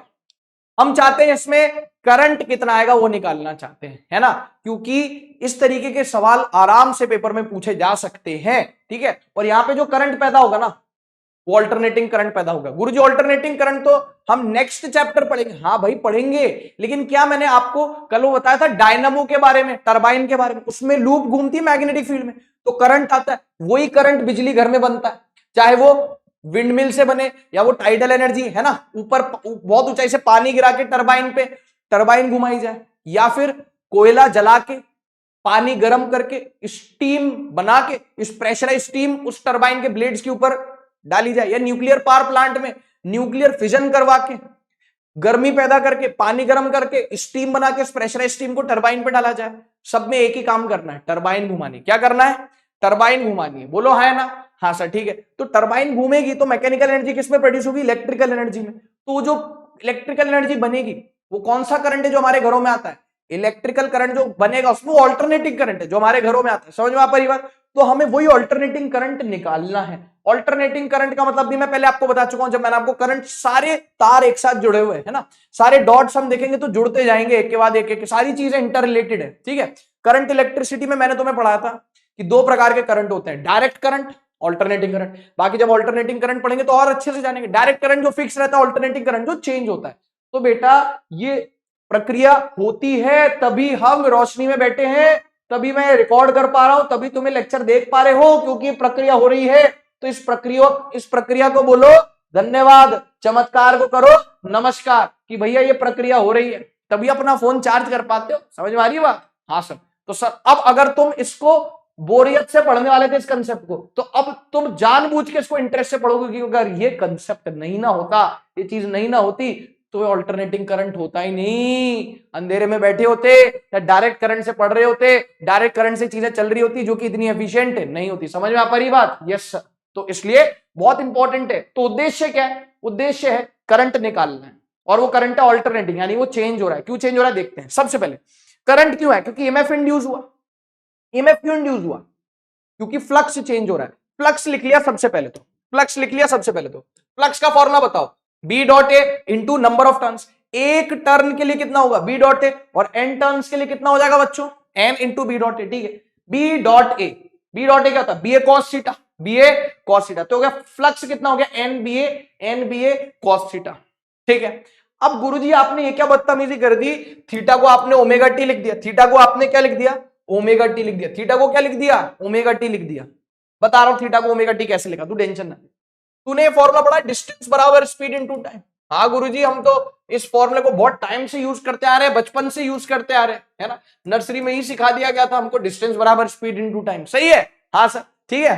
तो अभी तो लीनियर मोशन के लिए होता है, जब कोई चीज चल रही होती है स्ट्रेट लाइन में तो स्पीड इनटू टाइम से डिस्टेंस आता है, लेकिन जब चीज घूम रही होती है तो लीनियर डिस्टेंस की जगह आ जाता है, लीनियर डिस्प्लेसमेंट की जगह आ जाता है angular displacement theta, linear velocity की जगह आ जाता है एंगुलर वेलोसिटी, और टाइम की जगह आ जाता है टाइम। अच्छा अब भी समझा, हमें सिखा रिया है, अच्छा हमें सिखा रिया है थीटा बराबर ओमेगा टी। जैसे डिस्टेंस बराबर स्पीड इनटू टाइम होता है ट्रांसलेशन का, सीधे मोशन का, वैसे थीटा बराबर ओमेगा टी होता है घूमने वाले मोशन का, कि कोई ऑब्जेक्ट कांस्टेंट ओमेगा से घूम रहा है तो टी देर में वो कितना थीटा घूम लेगा, थीटा बराबर ओमेगा टी। अच्छा सर ठीक है समझ गए, गॉट इट।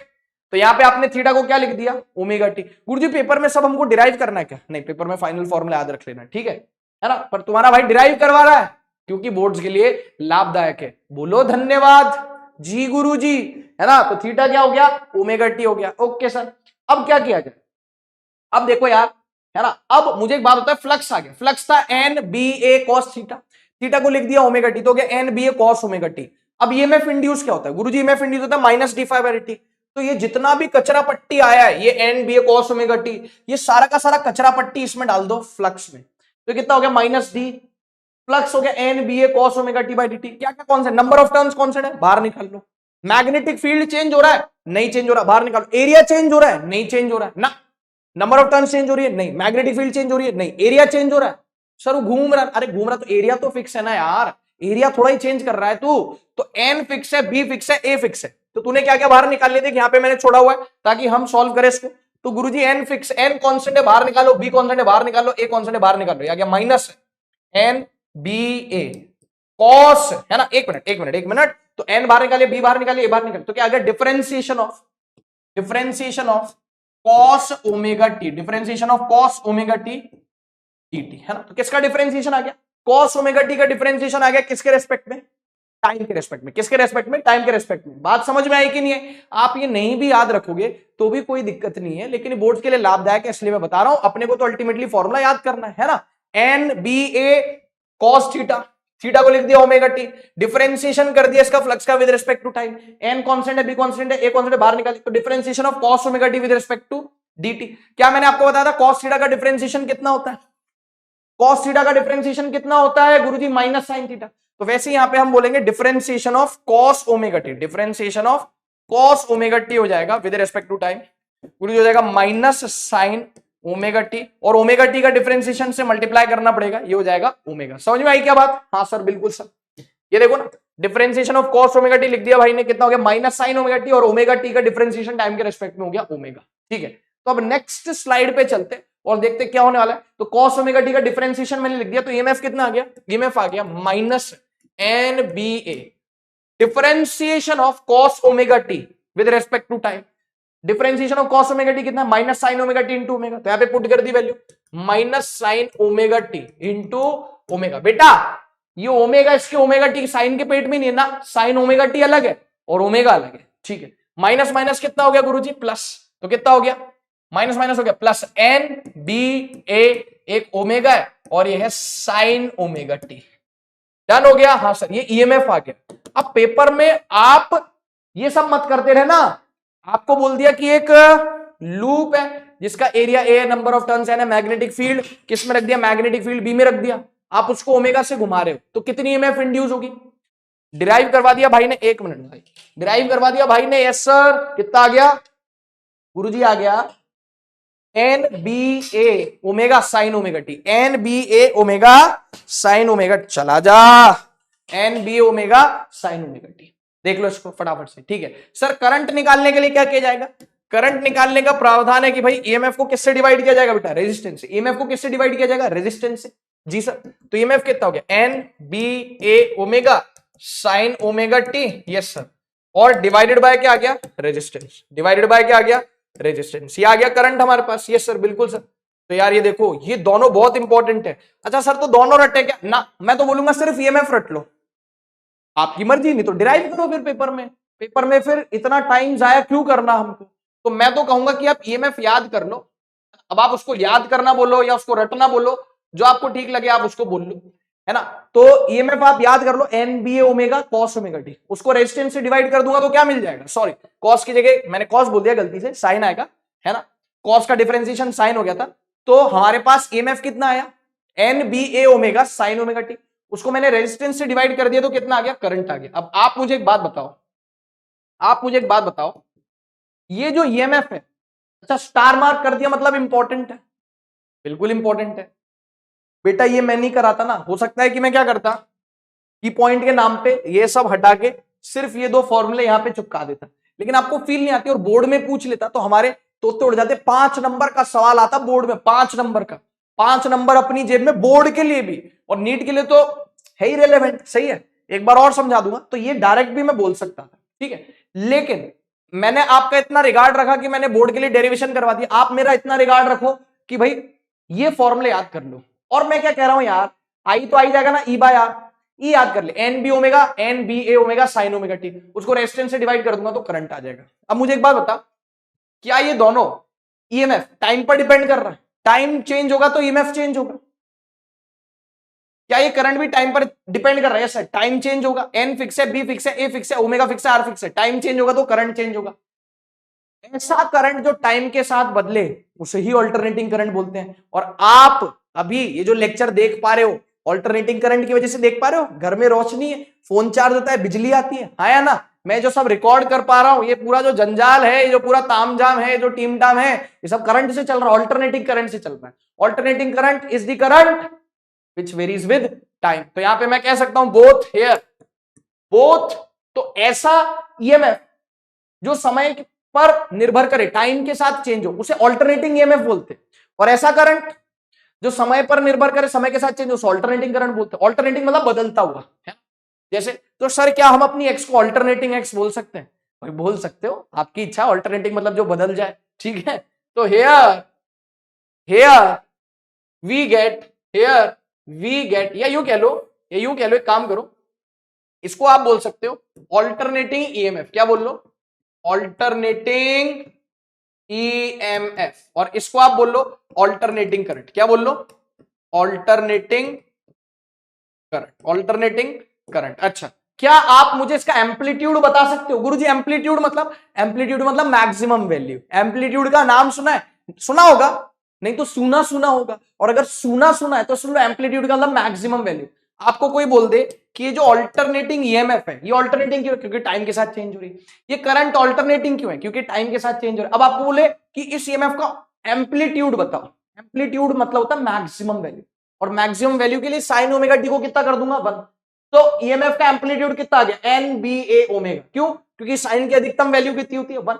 और ये ऑल्टरनेट, ये तो फिक्स है, फिक्स है, फिक्स है, फिक्स है, साइन ओमेगा टी जब मैक्सिमम होगा तो ईएमएफ मैक्सिमम हो जाएगा। तो यहाँ पे आपसे बोल सकता है एम्पलीट्यूड बताओ, तो एम्पलीट्यूड कितना हो गया प्यारे बच्चों, गुरु जी हो गया एन बी ए ओमेगा, क्यों, क्योंकि साइन ओमेगा टी की मैक्सिमम वैल्यू कितनी हो सकती है, साइन ओमेगा टी की मैक्सिमम वैल्यू कितनी हो सकती है, 1। तो गुरु जी यहाँ पे फिर हमसे करंट का एम्पलीट्यूड पूछ लेगा तो क्या होगा, सुनो फिर, एम्पलीट्यूड किस, एम्पलीट्यूड मतलब मैक्सिमम वैल्यू, यहां पे मैं लिख भी देता हूं।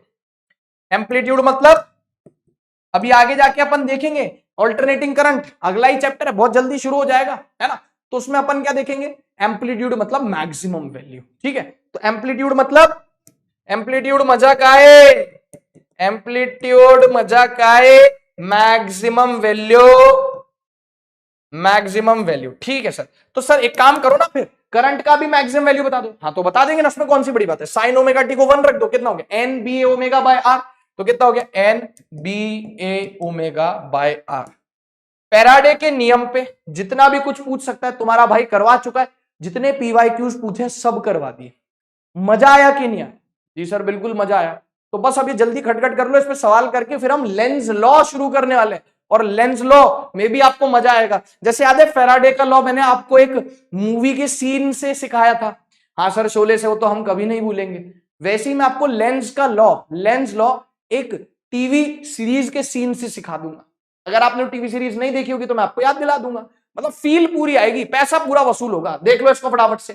हाँ जी गुरुजी, बिल्कुल सर। चलो अब एक चीज सुन लेना मेरी बहुत ध्यान से, कि जो ओमेगा है ना, ये अब आपके काम आता रहेगा। तो जो ओमेगा है ये क्या होता है? एंगुलर वेलोसिटी होता है। जैसे लीनियर वेलोसिटी होता है ना, डिस्प्लेसमेंट बाय टाइम मीटर पर सेकंड, वैसे ही ये ओमेगा क्या होता है? एंगुलर वेलोसिटी होता है। ओमेगा किस चिड़िया का नाम है? Angular velocity. एंगुलर वेलोसिटी ये क्या होता है गुरुजी? Angular velocity. जैसे वेलोसिटी होता है ना लीनियर वेलोसिटी, सीधे लाइन में चलने वाली वेलोसिटी, डिस्प्लेसमेंट बाय टाइम, वैसे हो जाता है एंगुलर वेलोसिटी, हो जाता है एंगुलर डिस्प्लेसमेंट बाय टाइम। क्या हो जाता है? Angular displacement by time. आप तो बस एक इंपॉर्टेंट चीज याद रखना, एंगुलर डिस्प्लेसमेंट बाय टाइम। इसका जो एसआई यूनिट है ना, वो है, इसका जो एसआई यूनिट है वो है रेडियन पर सेकंड। क्या है बच्चों? गुरुजी है रेडियन पर सेकंड। ठीक है साहब। लेकिन कभी कभी नीट का सन की बुढ़ा तुमको परेशान करने के लिए, तुमको हैरान करने के लिए, तुम्हारा सवाल गलत करवाने के लिए वो रेडियन पर सेकंड देता नहीं है। अब हो सकता है कि आपने 11th का कंसेप्ट ना पढ़ाओ, तो मैं 11th का कंसेप्ट फटाफट से आपको रिवाइज करवा दूं, बता दूं कि अगर ओमेगा रेडियन पर सेकंड में दे रखा है तो बहुत अच्छी बात है। लेकिन अगर ओमेगा रेडियन पर सेकंड में नहीं दिया, आरपीएम में दिया है। आरपीएम क्या होता है गुरुजी? की पॉइंट बता रहा हूं, सुन लेना। 11th का कंसेप्ट रिवाइज हो जाएगा, और तो क्या है ना? ठीक है, की पॉइंट सुनो। की पॉइंट है कि अगर आपको आरपीएम दे रखा है, आरपीएम मतलब राउंड पर मिनट, की कोई बॉडी राउंड पर मिनट, कि कोई बॉडी कितने चक्कर काट रही है प्रति मिनट पर मिनट, तो राउंड पर मिनट या रोटेशन पर मिनट, या ऐसे कर देता हूं ना, ऐसे लिख देता हूं, आरपीएम राउंड रोटेशन या रिवॉल्यूशन, राउंड रोटेशन या रिवॉल्यूशन पर मिनट, है ना?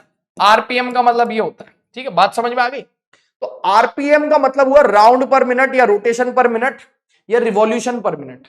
उसको मुझे कन्वर्ट करना होगा। पेपर में आरपीएम दे दिया तो आरपीएम ऐसा यूनिट नहीं, आरपीएम ऐसा यूनिट नहीं है। तो आप क्या करोगे? आप उसको मल्टीप्लाई करोगे किससे?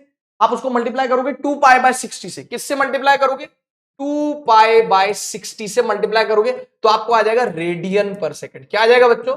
रेडियन पर सेकंड आ जाएगा। इस चीज की कसम खा लेना बेटा, क्योंकि अगर ऐसा हुआ कि आपको आरपीएम में दे रखा है और आपने आरपीएम को रेडियन पर सेकंड में कन्वर्ट नहीं किया, आपके तो तोड़ना निश्चित है, आपके बाजे बजना निश्चित है। ठीक है, और हो सकता है आपको परेशान करने के लिए वो राउंड पर मिनट की जगह कभी राउंड पर सेकंड दे दे, तो क्या करना है? तो भी तुम्हारा भाई बता देगा। तो इसको अपन कर लेते कॉपी, है ना? इसको यहां पे कर लेता हूं, मैं कॉपी कर लेता हूं। राउंड पर मिनट हो गया, राउंड पर सेकंड दिया तो आरपीएस दे दिया। वैसे आरपीएस देता नहीं, पर अगर दे दिया राउंड रोटेशन रिवॉल्यूशन पर सेकंड, तो आपको सिर्फ और सिर्फ 2 पाई से मल्टीप्लाई करना है। किससे? 2 पाई से मल्टीप्लाई करना है। तो पहले आरपीएम देख लो और फिर आरपीएस देख लो। की पॉइंट है ना? सुनना, ओमेगा क्या याद रखें गुरुजी? 100 बात की एक बात, ओमेगा एंगुलर वेलोसिटी का ऐसा यूनिट होता है रेडियन पर सेकंड।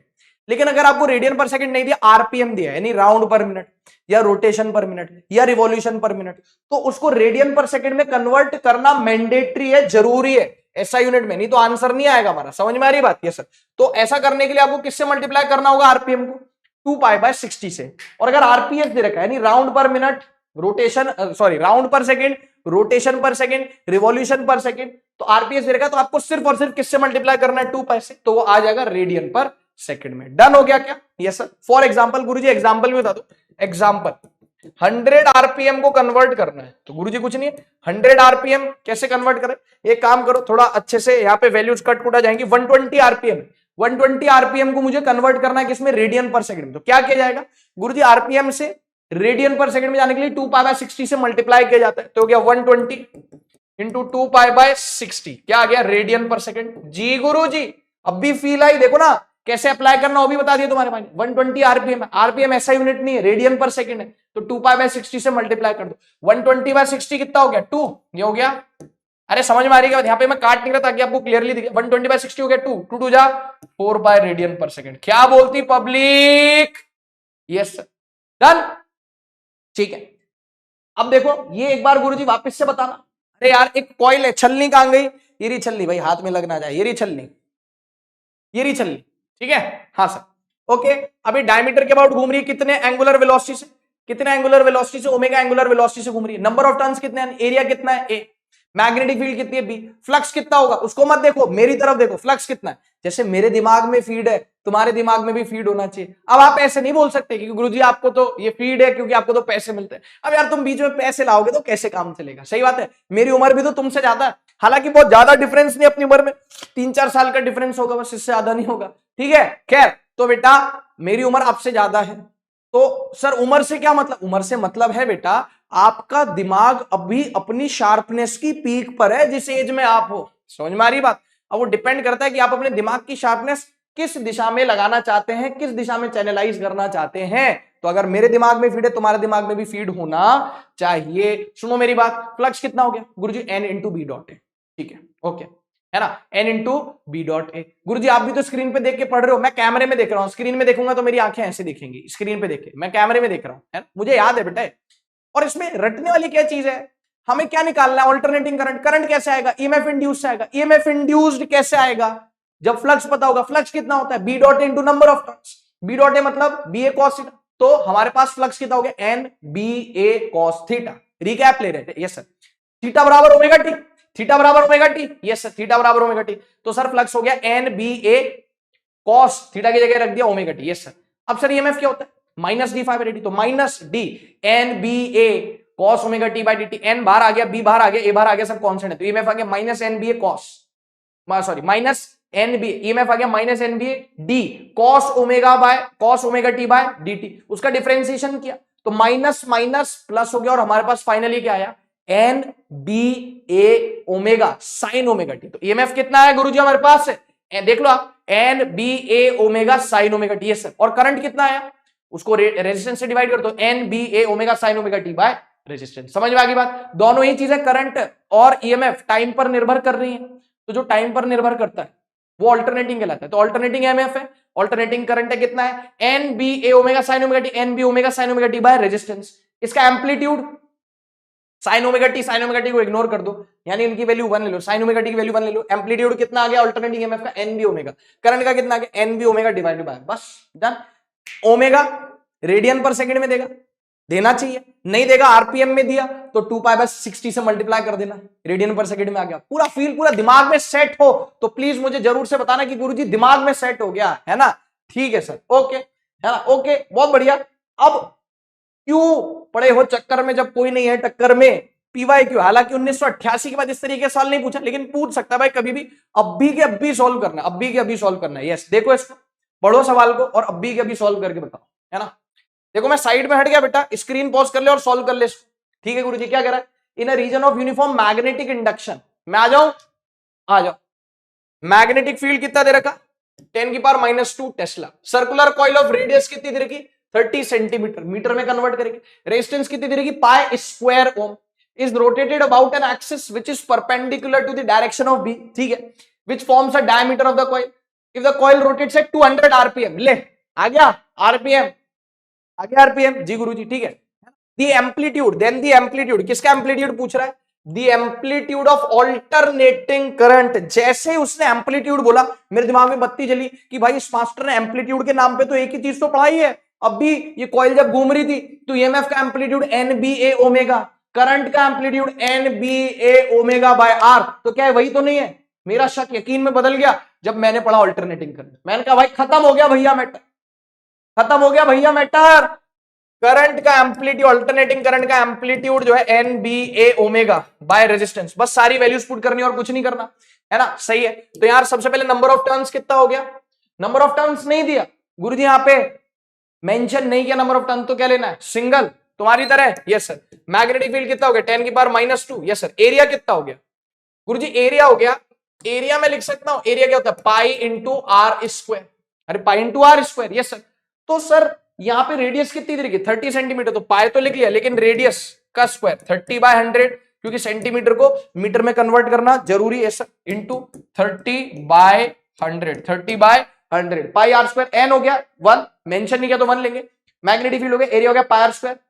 रेजिस्टेंस नीचे आ रहा है, रेजिस्टेंस कितना हो गया बेटा, रेजिस्टेंस हो गया गुरुजी, रेजिस्टेंस हो गया पाई स्क्वायर, पाई स्क्वायर। अब आप सोचोगे यार पाई से पाई कट जाता तो अच्छा होता, साला पाई और पाई स्क्वायर है ना, क्या दिक्कत है। दिक्कत मैं आपको बताता हूं, सब सही है, कोई प्रॉब्लम नहीं है। ओमेगा क्या है? 200 आरपीएम। ओमेगा है 200 आरपीएम। तो आरपीएम को कन्वर्ट करने के लिए क्या करते हैं, 2π/60 से मल्टीप्लाई कर देते हैं रेडियन पर सेकंड। तो ओमेगा हो गया 200 और किससे मल्टीप्लाई कर दिया, रेडियन पर सेकंड में कन्वर्ट करने के लिए 2π/60 से। क्या बोलती पब्लिक, नागपुर की पब्लिक, बोले तो तकलीफ, अमूल माचो पहन के नाचो। हाँ मेरी जान, देख बेटा, ए बेटा, पाई से पाई स्क्वायर कट गया, पाई इंटू पाई हो गया पाई स्क्वायर। जी गुरुजी, अब देख क्या निपट लिया, यहां से कुछ जीरो निपटेंगे कि नहीं निपटेंगे? Yes sir. तो ये 2 जीरो से ये 2 जीरो चला जा, ये 2 जीरो से ये 2 जीरो चला जा, हाँ या ना? हाँ सर बिल्कुल सर, ठीक है बेटा। तो हम इसको ऐसे लिख सकते हैं, देखो यहां पे ऐसा किया जा सकता है कि ये 3 और नीचे 60 दिख रहा है, तो 3 इंटू 20 कितना हो गया बच्चों? 60 हो गया। Yes sir. और ये 2 दिख रहा है और ये 20 दिख रहा है, सारी वैल्यूज ही तो पुट करनी है और बस काटा पीटी मचा देनी। 2/20 कितना हो गया? नीचे 10 आ गया। Yes sir. अब यहाँ पे आ गया 10 की पावर -2 इंटू 3, यहाँ पे कुछ भी नहीं, यहाँ पे 2 है, 3 इंटू 2 6 डिवाइडेड बाय 10 कितना आ गया बेटा? 6 डिवाइडेड बाय 10 इंटू 10 की पावर -2 है ना, तो क्या 10 की पावर -3, तो 6 इंटू 10 की पावर -3 एम्पियर आ गया। ये इसको मैं बोलूंगा मिली एम्पियर, तो आ गया 6 milliampere is the correct answer. देखो वो आ गया, अरे आया नहीं आया? ये सर पीवाईक्यू सॉल्व हो गया। कैलकुलेशन वाला सवाल है, क्या यहाँ पे कोई ऐसी कैलकुलेशन है जिसके लिए मुझे कैलकुलेटर की जरूरत पड़ी? नहीं पड़ी कैलकुलेटर की जरूरत, बस यहाँ पे काटा पीटी। बेटा मैं मान के चल रहा हूँ कि इतनी कैलकुलेशन आपको आती है, क्योंकि इतनी कैलकुलेशन तो आपको केमिस्ट्री में भी करनी पड़ेगी, फिजिकल केमिस्ट्री में इतनी कैलकुलेशन करनी पड़ेगी, सेम या से ज्यादा करनी पड़ेगी कभी कभी। तो समझ में आ रही बात? Yes sir. और सर हमें कैसे पता चलेगा कौन सा फॉर्मूला लगाना है? चिल्ला चिल्ला के बोल रहा है बेचारा, इतना भला मानुष है, और क्या लेगा तू इससे? एम्पलीट्यूड ऑफ अल्टरनेटिंग करंट सिखाया तो था की पॉइंट में, N B omega by R, बस ओमेगा को सिखाया मैंने 2π/60 से मल्टीप्लाई कर देने का। अरे सर नो, यस सर बिल्कुल सर, डन हो गया, बहुत बढ़िया। अब लास्ट सवाल, और उसके बाद हम शुरू करेंगे लेंस का नियम, लेंस का लॉ, मजा आ जाएगा, तड़कता हो भड़कता हो। गुरुजी ये क्या सीन है, आपने स्टार मार्क लगा रखा है? यस, ये कोई न्यूमेरिकल नहीं है, ये एक फैक्ट बेस्ड सवाल है, मैं एक्सप्लेन भी कर दूंगा, लेकिन हम इसका आंसर याद रखेंगे, क्योंकि पेपर में हम इसको बार बार सॉल्व नहीं करने वाले, पेपर में हम इसको सॉल्व नहीं करने वाले, ठीक है क्या है ना? तो इसीलिए मैंने लिख दिया बेटाओ भियाओ, क्या लिख दिया है? Remember the answer. क्या लिख दिया? Remember the answer. तो आप एक बार मेरे कहने से फटाफट से सवाल पढ़ लो, फिर मैं आ रहा हूं इसको सॉल्व करवाने के लिए। आप मेरे कहने से सवाल पढ़ो जल्दी से, ठीक है सर? क्या कह रहा है? A wire loop is rotated, a wire loop is rotated in a magnetic field, ठीक है? आप वायर लूप को क्या कर रहे हो? मैग्नेटिक फील्ड में रोटेट कर रहे हो, ठीक है sir? The frequency of change of direction of induced EMF. देखो भाई क्या कह रहा है, वही अगेन वही ले लिया अपन ने, वायर लूप ने, आप इसको रोटेट कर रहे हो, आप इसको रोटेट कर रहे हो, है ना? तो कह रहा है कि अगर आप इसको रोटेट करोगे तो फ्रीक्वेंसी ऑफ चेंज, यानी कि जो ईएमएफ का डायरेक्शन, इंड्यूस्ड ईएमएफ का डायरेक्शन जो चेंज होगा, उसके चेंज होने की फ्रीक्वेंसी क्या होगी, उसके चेंज होने की फ्रीक्वेंसी क्या होगी, ऐसा ही कह रहा है। हमने कहा ठीक है ना? बोल रहा है ट्वाइस पर रिवॉल्यूशन, मतलब एक रिवॉल्यूशन में 2 बार बदलेगा। 4 टाइम्स पर रिवॉल्यूशन, मतलब एक रिवॉल्यूशन में 4 बार बदलेगा ईएमएफ का डायरेक्शन। क्यों? क्योंकि याद है एरिया वेक्टर एक बार आगे की तरफ होता है और एरिया वेक्टर एक बार पीछे की तरफ होता है। एक बार आपके पास फ्लक्स कितना होता है? बी ए, एक बार फ्लक्स कितना होता है? माइनस बी ए, है ना? ठीक है, तो इसीलिए ईएमएफ अपनी डायरेक्शन बदलता है। कह रहा है 6 टाइम्स पर रिवॉल्यूशन या वंस पर रिवॉल्यूशन। तो सुनो, बहुत ध्यान से सुनना, वैसे तो हमको इसका आंसर याद रखना है ट्वाइस पर रिवॉल्यूशन, लेकिन इसके पीछे का रीजन भी सुन लो। ऑल्दो अपने को तो ये डायरेक्ट फैक्ट की तरह याद रखना है, पर रीजन सुनना। ई क्या होता है? अभी निकाला, ऑल्टरनेटिंग होता है ना। फ्रीक्वेंसी का मतलब क्या हुआ? फ्रीक्वेंसी का मतलब हुआ कि किस रेट से चेंज होगा ईएमएफ इंड्यूस का डायरेक्शन। एक रिवॉल्यूशन में कितनी बार चेंज होगा? 1 बार चेंज होगा, 2 बार चेंज होगा, 4 बार चेंज होगा, 6 बार चेंज होगा। तो सुनो, ठीक है, NBA सुनेगा, NBA omega sine omega T, यही होता है ईएमएफ।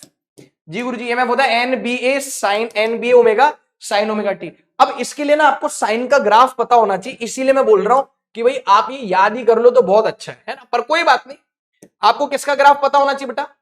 साइन थीटा का ग्राफ। क्या मैं कह दूं कि यार ई में एन फिक्स है, बी फिक्स है, ए फिक्स है, ओमेगा फिक्स है, तो क्या ई किसके प्रपोर्शनल है? साइन ओमेगा टी के प्रपोर्शनल है।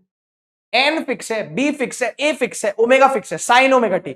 साइन पॉजिटिव भी हो सकता है, साइन नेगेटिव भी हो सकता है, तो ईएमएफ किसके प्रपोर्शनल हो गया? Sign omega T. साइन का ग्राफ जो होता है ना, वो ऐसा कुछ होता है। साइन का ग्राफ जो होता है एक रिवॉल्यूशन के लिए, एक रिवॉल्यूशन के लिए कैसा होता है बेटा? एक रिवॉल्यूशन, ये साइन का ग्राफ है। गुरुजी ये क्या बना दिए? साइन वेव बना दी। क्या बना दी? Sine wave. जी हाँ, इसीलिए बोल रहा था कि इसके आंसर को याद रख लेना, तो हो गया। अगर आप डायरेक्ट भी याद रखते हो ट्वाइस पर रिवॉल्यूशन तो भी कोई बुराई नहीं है ना, एक बार पॉजिटिव और एक बार नेगेटिव। अच्छा, ये एक रिवॉल्यूशन है। उसके बाद अगले रिवॉल्यूशन के लिए फिर से क्या हो जाएगा गुरुजी, कॉपी पेस्ट हो जाएगा। अगले रिवॉल्यूशन के लिए फिर से क्या हो जाएगा गुरुजी, कॉपी पेस्ट हो जाएगा। ऐसी समझ में आ रही बात, भावनाओं को समझो। अगले रिवॉल्यूशन के लिए फिर से क्या हो जाएगा बेटा, कॉपी पेस्ट हो जाने वाला है, ठीक है क्या, ये सर। तो अब देखो एक रिवॉल्यूशन में पॉजिटिव से नेगेटिव यहां गया एक बार, एक रिवॉल्यूशन में ये गया पॉजिटिव से नेगेटिव, तो एक बार साइन चेंज किया। और जब ये वाला रिवॉल्यूशन खत्म हो गया वाला रिवॉल्यूशन, तो अगले रिवॉल्यूशन में जाने के लिए फिर से ये क्या होगा, देखो इस तरीके से साइकिल चलती जाएगी, पॉजिटिव नेगेटिव, ये पूरा हम बोलेंगे वन रिवॉल्यूशन। इसको हम क्या बोलेंगे, वन रिवॉल्यूशन। ये क्या हो गया, ये अगला रिवॉल्यूशन हो गया, ये क्या हो गया, अगला रिवॉल्यूशन। या यूं कह लो कि वन रिवॉल्यूशन हो गया, ये अगला रिवॉल्यूशन, दूसरा, तीसरा, चौथा। तो एक रिवॉल्यूशन में कितने बार अपना रंग बदल रहा है, अपना ढंग बदल रहा है, अपना साइन बदल रहा है। तो देखो, तो जीरो से शुरू हुआ, तो पॉजिटिव से नेगेटिव एक बार, और जैसे फर्स्ट रिवॉल्यूशन से दूसरे रिवॉल्यूशन में जाना होगा तो नेगेटिव से पॉजिटिव दो बार। तो एक रिवॉल्यूशन में कितनी बार हो गया, दो बार इसने क्या बदला, अपना साइन बदला, एक बार पॉजिटिव से नेगेटिव और एक बार नेगेटिव से पॉजिटिव। इसीलिए अपन बोलते हैं कि ईएमएफ एक रिवॉल्यूशन में, एक चक्कर में अपना साइन कितनी बार बदलने वाला है, दो बार बदलने वाला है। बोलो समझ में आ गई बात। सर ये क्यों गिना, अरे बेटा अगले रिवॉल्यूशन में भी तो जाएगा, तो एक रिवॉल्यूशन पॉजिटिव से नेगेटिव एक बार, और इसको भी हम इसी रिवॉल्यूशन में गिनेंगे नेगेटिव से पॉजिटिव, तो दो बार। तो एक रिवॉल्यूशन में कितनी बार बेटा, दो बार। तो आंसर क्या आ गया यहाँ पे, ट्वाइस पर रिवॉल्यूशन। सही है क्या। इसीलिए मैंने बोला कि आप इस आंसर को क्या कर सकते हैं, याद कर सकते हैं। जी हां, तो अब इसी के साथ हमारा पूरा एप्लीकेशन किसका खत्म हो गया, फैराडे लॉ का एप्लीकेशन पूरा हमारा खत्म हो गया। अब हम क्या शुरू कर रहे हैं, लेंज लॉ। क्या शुरू कर रहे हैं, लेंज लॉ। गुरुजी आप कह रहे थे कि लेंज लॉ, ओहो कि यहां सर हमने ये सीन देखा है, यस और नो। कई लोग देख पा रहे होंगे, जान पा रहे होंगे कि उन्होंने ये सीन देखा है। कौन सी सीरीज का है गुरुजी, तो मिर्जापुर सीरीज का, यस ठीक है। तो अगर आपने ये सीरीज देखी है बहुत अच्छा, नहीं देखी तो भी बहुत अच्छा, अच्छी बात है, सही बात है। तो मैं तुमको एक्सप्लेन कर दूंगा। मैं तो ये कह रहा हूं जैसे मैंने फैराडे का पहला लॉ शोले वाले सीन से एक्सप्लेन किया था, वैसी मैं लेंज लॉ इस सीन से एक्सप्लेन कर दूंगा। हो सकता है आप में से कई लोग समझ गए हो कि गुरुजी किस बारे में चर्चा करने वाले हैं। सबसे पहले हेडिंग देखते हैं, क्या है हेडिंग, लेंज लॉ। भिड़ते से ही 4 नंबर जेब में, लेंज लॉ शुरू भी नहीं हुआ, पेपर में पूछ लिया लेंज लॉ किस पर बेस्ड है, कंजर्वेशन ऑफ एनर्जी प्रिंसिपल। तो गुरुजी फैराडे का नियम, फैराडे लॉ भी एनर्जी कंजर्वेशन पर बेस्ड था, और लेंज लॉ भी एनर्जी कंजर्वेशन पर बेस्ड है, ठीक है। तो गुरुजी आप पहले तो हमको ना पेट दुख रहा हमारा, पहले तो आप इस सीन की हमको बताएं कि भाई ये क्या है। देखो जिन्होंने ये सीन देखा है और नहीं भी देखा, तो ये मुन्ना भैया क्या करता है, बंदूक तान रखी, और किस पे तान रखी है, बहुत अजीब बात है, अपने पिताजी पे इसने क्या कर रखी है, बंदूक तान रखी है। जी हां, तो जो इसको इस दुनिया में लेके आया, इसने उस पे बंदूक तान दी, और जी हां बस ये अपने पिताजी को क्या करने वाला होता है बेटा, गोली ही मारने वाला होता है। तो गुरुजी इससे लेंज लॉ का क्या लेना देना, मैं बताता हूं क्या लेना देना है, सुनो बहुत ध्यान से सुनो, अब आपको फील आएगी। अकॉर्डिंग टू दिस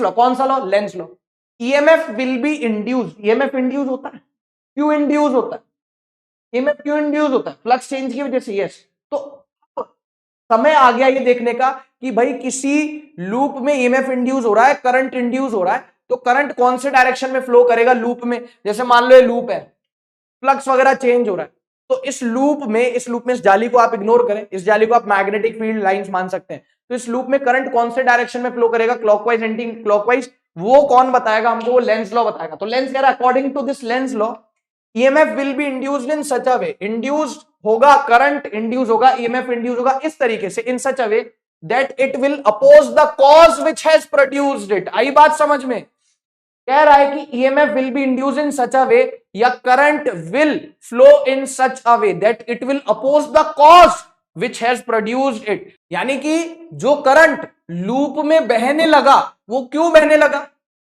फ्लक्स में चेंज के कारण। तो कॉज क्या है, कौन लेके आया करंट को लूप में, गुरुजी चेंज इन फ्लक्स। तो ये जो करंट है एहसान फरामोश, ये उस कॉज को यानी कि चेंज इन फ्लक्स को ही अपोज करेगा। यानी कि जो फ्लक्स में चेंज लूप में करंट को लेके आया, लूप में करंट को पैदा किया, वो करंट ही अब किसको अपोज करने लग रहा है, अपने चेंज इन फ्लक्स को, अपने कॉज को। सिमिलरली जैसे मुन्ना भैया है, ये अपने पिताजी को ही निपटाने वाला है भाई, समझ में आ पा रही है क्या बात? ये अपने पिताजी को ही अपोज कर रहा है, जो पिताजी इसको इस दुनिया में लेके आए, कॉज क्या है? पिताजी, इफेक्ट क्या है? ये मुन्ना भैया। तो मुन्ना भैया अपने पिताजी को ही क्या करने जा रहा है? निपटाने जा रहा है। बोलो बात समझ में आ रही है क्या? अच्छा सर अब समझ में आ गई, जो इसको दुनिया में लेके आए उसी को अपोज कर रहा है। वैसे फ्लक्स चेंज करंट लेके आया तो करंट ऐसे फ्लो करेगा कि वो फ्लक्स के चेंज को ही अपोज करेगा। अभी समझ में आई बात? जी गुरुजी, है ना? तो हम ऐसा बोल सकते हैं, ऐसा बोल सकते हैं क्या बेटा, कि करंट विल फ्लो, क्योंकि अब अपना उद्देश्य हमारे को इतने सारे सवाल करने, इतने सारे सवाल हमको करने हैं इस लेंस लॉ के कंसेप्ट पर ही।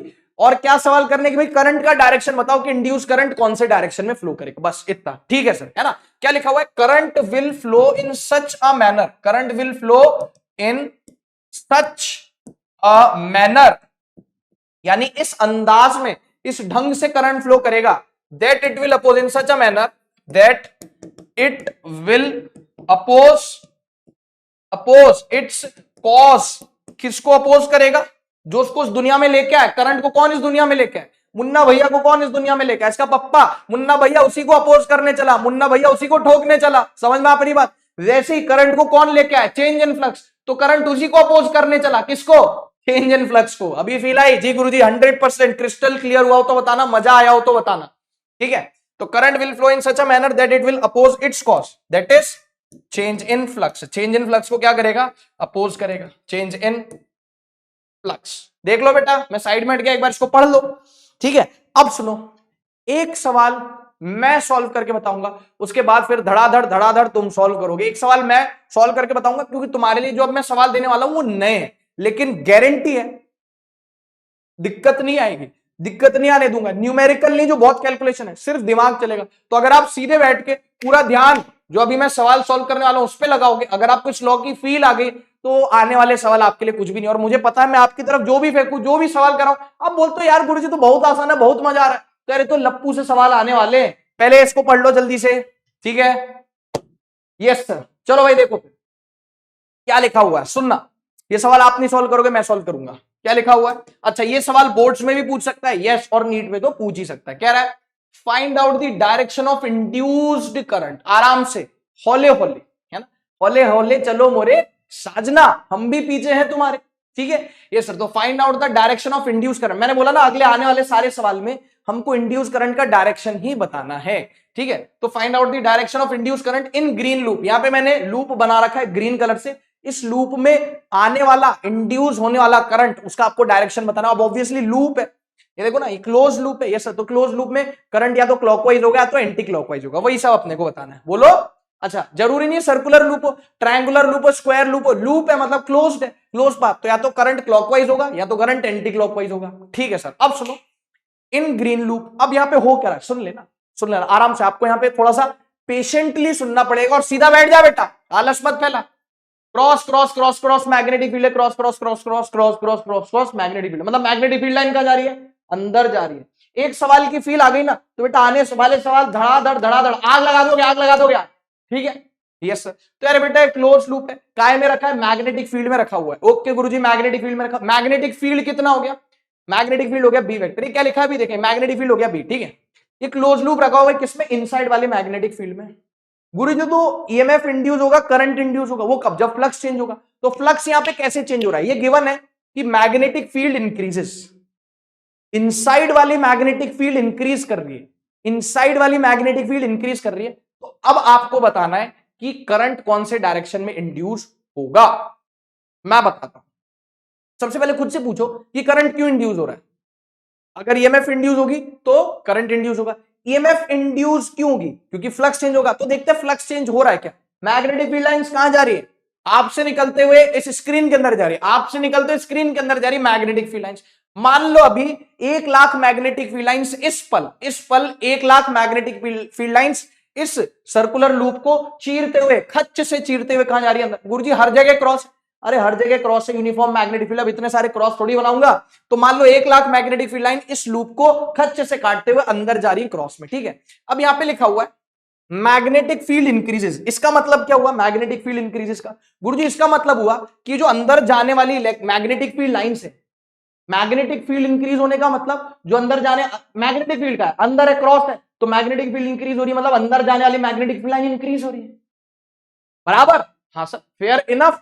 मैग्नेटिक फील्ड बढ़ रही है, इसका मतलब क्रॉस में मैग्नेटिक फील्ड है, तो क्रॉस में मैग्नेटिक फील्ड बढ़ रही है, मतलब अंदर जाने वाली मैग्नेटिक फील्ड लाइंस बढ़ रही हैं। अब सुनो, समय के साथ मैग्नेटिक फील्ड लाइंस जो अंदर जा रही है वो बढ़ रही है। हाँ सर, फ्लक्स चेंज हुआ, बिल्कुल चेंज हुआ, फ्लक्स चेंज हुआ, बिल्कुल चेंज हुआ, तो बेटा इंड्यूस्ड ईएमएफ होगा कि नहीं होगा? फ्लक्स चेंज हुआ तो ईएमएफ इंड्यूस हुआ, ईएमएफ इंड्यूस हुआ तो करंट करंट आएगा, करंट इंड्यूस हुआ, करंट इंड्यूस हो गया। अब वही मुझे बताना है कि भाई करंट कहां बहेगा, क्लॉकवाइज या एंटी क्लॉकवाइज? दो ही आंसर हो सकता है, क्लॉकवाइज या एंटी क्लॉकवाइज। अब सुनो, अभी हमने क्या पढ़ा था गुरुजी? अभी हमने पढ़ा था कि current will flow in such a manner, current इस अंदाज से फ्लो करेगा that it will oppose its cause, that it will oppose its cause, यानी कि चेंज इन फ्लक्स की वजह से करंट इंड्यूस हुआ, और करंट इस प्रकार से बहेगा कि वो फ्लक्स में होने वाले चेंज को अपोज करेगा। अब फ्लक्स में होने वाला चेंज क्या है कि अंदर की तरफ मैग्नेटिक फील्ड लाइंस बढ़ रही है। ध्यान से सुनना, एक सवाल क्रैक कर लिया, आगे आने वाले सारे सवाल कर लोगे। ध्यान से सुनना, फ्लक्स को चेंज करेगा कौन? इंड्यूस करंट ऐसे बहेगा, या तो क्लॉकवाइज या एंटी क्लॉकवाइज, इस तरीके से बहेगा कि वो फ्लक्स में होने वाले बदलाव को अपोज करेगा, है ना, फ्लक्स में होने वाले बदलाव को अपोज करेगा, ठीक है। तो मैग्नेटिक फील्ड लाइन अंदर की तरफ बढ़ रही, कहां की तरफ बढ़ रही है? अंदर की तरफ। तो अंदर की तरफ मैग्नेटिक फील्ड बढ़ रही है, अंदर की तरफ मैग्नेटिक फील्ड बढ़ रही है। किसी भी बढ़ती हुई चीज को अपोज कैसे करोगे? उसको कम करके। अपोज करना मतलब उल्टा काम करना, अपोज मतलब उल्टा काम करना है बस। अगर कोई चीज बढ़ रही तो उसको अपोज कैसे करूंगा? उसको घटा के। अगर कोई चीज घट रही है तो उसको अपोज कैसे करूंगा? उसको बढ़ा के। मतलब फ्लक्स जो कर रहा है ना, फ्लक्स में जो चेंज आ रहा है ना, उसका उल्टा चाहिए मुझे। यहां पे फ्लक्स क्या कर रहा है? अंदर की तरफ मैग्नेटिक फील्ड बढ़ा रहा है, तो मुझे उसका उल्टा करना है। बढ़ती हुई चीज को अपोज कैसे करूंगा? उसको कम करके। लेट से अगर कम हो रहा होता तो कम होती हुई चीज को कैसे अपोज करूंगा? उसको बढ़ा के। फिलहाल मैग्नेटिक फील्ड लाइन अंदर की तरफ क्या हो रहा है? मैग्नेटिक फील्ड लाइन फिलहाल अंदर की तरफ, फिलहाल मैग्नेटिक फील्ड लाइन अंदर की तरफ बढ़ रहा है, तो बढ़ती हुई चीज को खुद से पूछा, बढ़ती हुई चीज को कैसे अपोज करूं? उसको घटा के। तो अंदर जो मैग्नेटिक फील्ड बढ़ रहा है उसको घटाऊंगा कैसे? बाहर की तरफ मैग्नेटिक फील्ड लगा के, बाहर की तरफ मैग्नेटिक फील्ड लगा के। अब बाहर की तरफ मैग्नेटिक फील्ड लगाने का मतलब है कि इंड्यूस करंट ऐसे बहेगा, ऐसे बहेगा कि उसकी वजह से, उसकी ऐसे बहेगा, ऐसे बहेगा कि उसकी वजह से ऐसे फ्लो करेगा, ऐसे फ्लो करेगा कि उसकी वजह से आने वाला करंट की वजह से मैग्नेटिक इफेक्ट आता है। यस सर, तो इंड्यूस करंट ऐसे फ्लो करेगा, ऐसे फ्लो करेगा कि उसकी वजह से मैग्नेटिक फील्ड बाहर आएगा।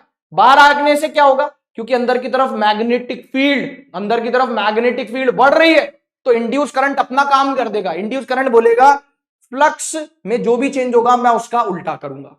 अगर फ्लक्स कहता है कि अंदर की तरफ मैग्नेटिक फील्ड लाइन बढ़ रही है, तो मैं बाहर की तरफ मैग्नेटिक फील्ड बढ़ाऊंगा। कैसे? एंटी क्लॉकवाइज फ्लो करके। कैसे फ्लो करके? एंटी क्लॉकवाइज फ्लो करके। क्यों? क्योंकि याद करो राइट हैंड थंब रूल का हिसाब किताब, यस सर, कि उंगलियों को कर्ल किया करंट के डायरेक्शन में, तो अंगूठा gives you the direction of magnetic field. तो अगर ये एंटी क्लॉकवाइज फ्लो करेगा, खुद से पूछो, एंटी क्लॉकवाइज फ्लो करेगा, तो भाई राइट हैंड की फिंगर्स को एंटी क्लॉकवाइज कर लिया, अंगूठा कहां आया? बाहर। यानी इस इंड्यूस करंट की वजह से मैग्नेटिक फील्ड का ही बाहर आई, और बाहर आई तो ये अंदर बढ़ती हुई मैग्नेटिक फील्ड को इसने कर दिया ना अपोज। खेल खत्म, पैसा हजम, सवाल हो गया झमाझम, और आंसर कितना आ गया अपने पास? एंटी क्लॉकवाइज, है ना। अगर आपको कोई कंफ्यूजन हो कि भाई एंटी क्लॉकवाइज पे क्लॉकवाइज क्यों नहीं आ, क्लॉकवाइज करके देख लो, आपके दिमाग में एकदम क्रिस्टल क्लियर हो जाएगा। कैसे? कि गुरुजी अगर क्लॉकवाइज फ्लो करता induce current, induce current clockwise, तो राइट हैंड के फिंगर को कर लिया क्लॉकवाइज, अंगूठा आया अंदर, अरे बाप रे, अंदर मैग्नेटिक फील्ड आ गई। मैग्नेटिक फील्ड तो पहले अंदर की तरफ बढ़ रही है, और इंड्यूस करंट भी अंदर की तरफ मैग्नेटिक फील्ड दे रहा है, तो वो उसको अपोज कर रहा है कि सपोर्ट कर रहा है? गुरुजी सपोर्ट कर रहा है।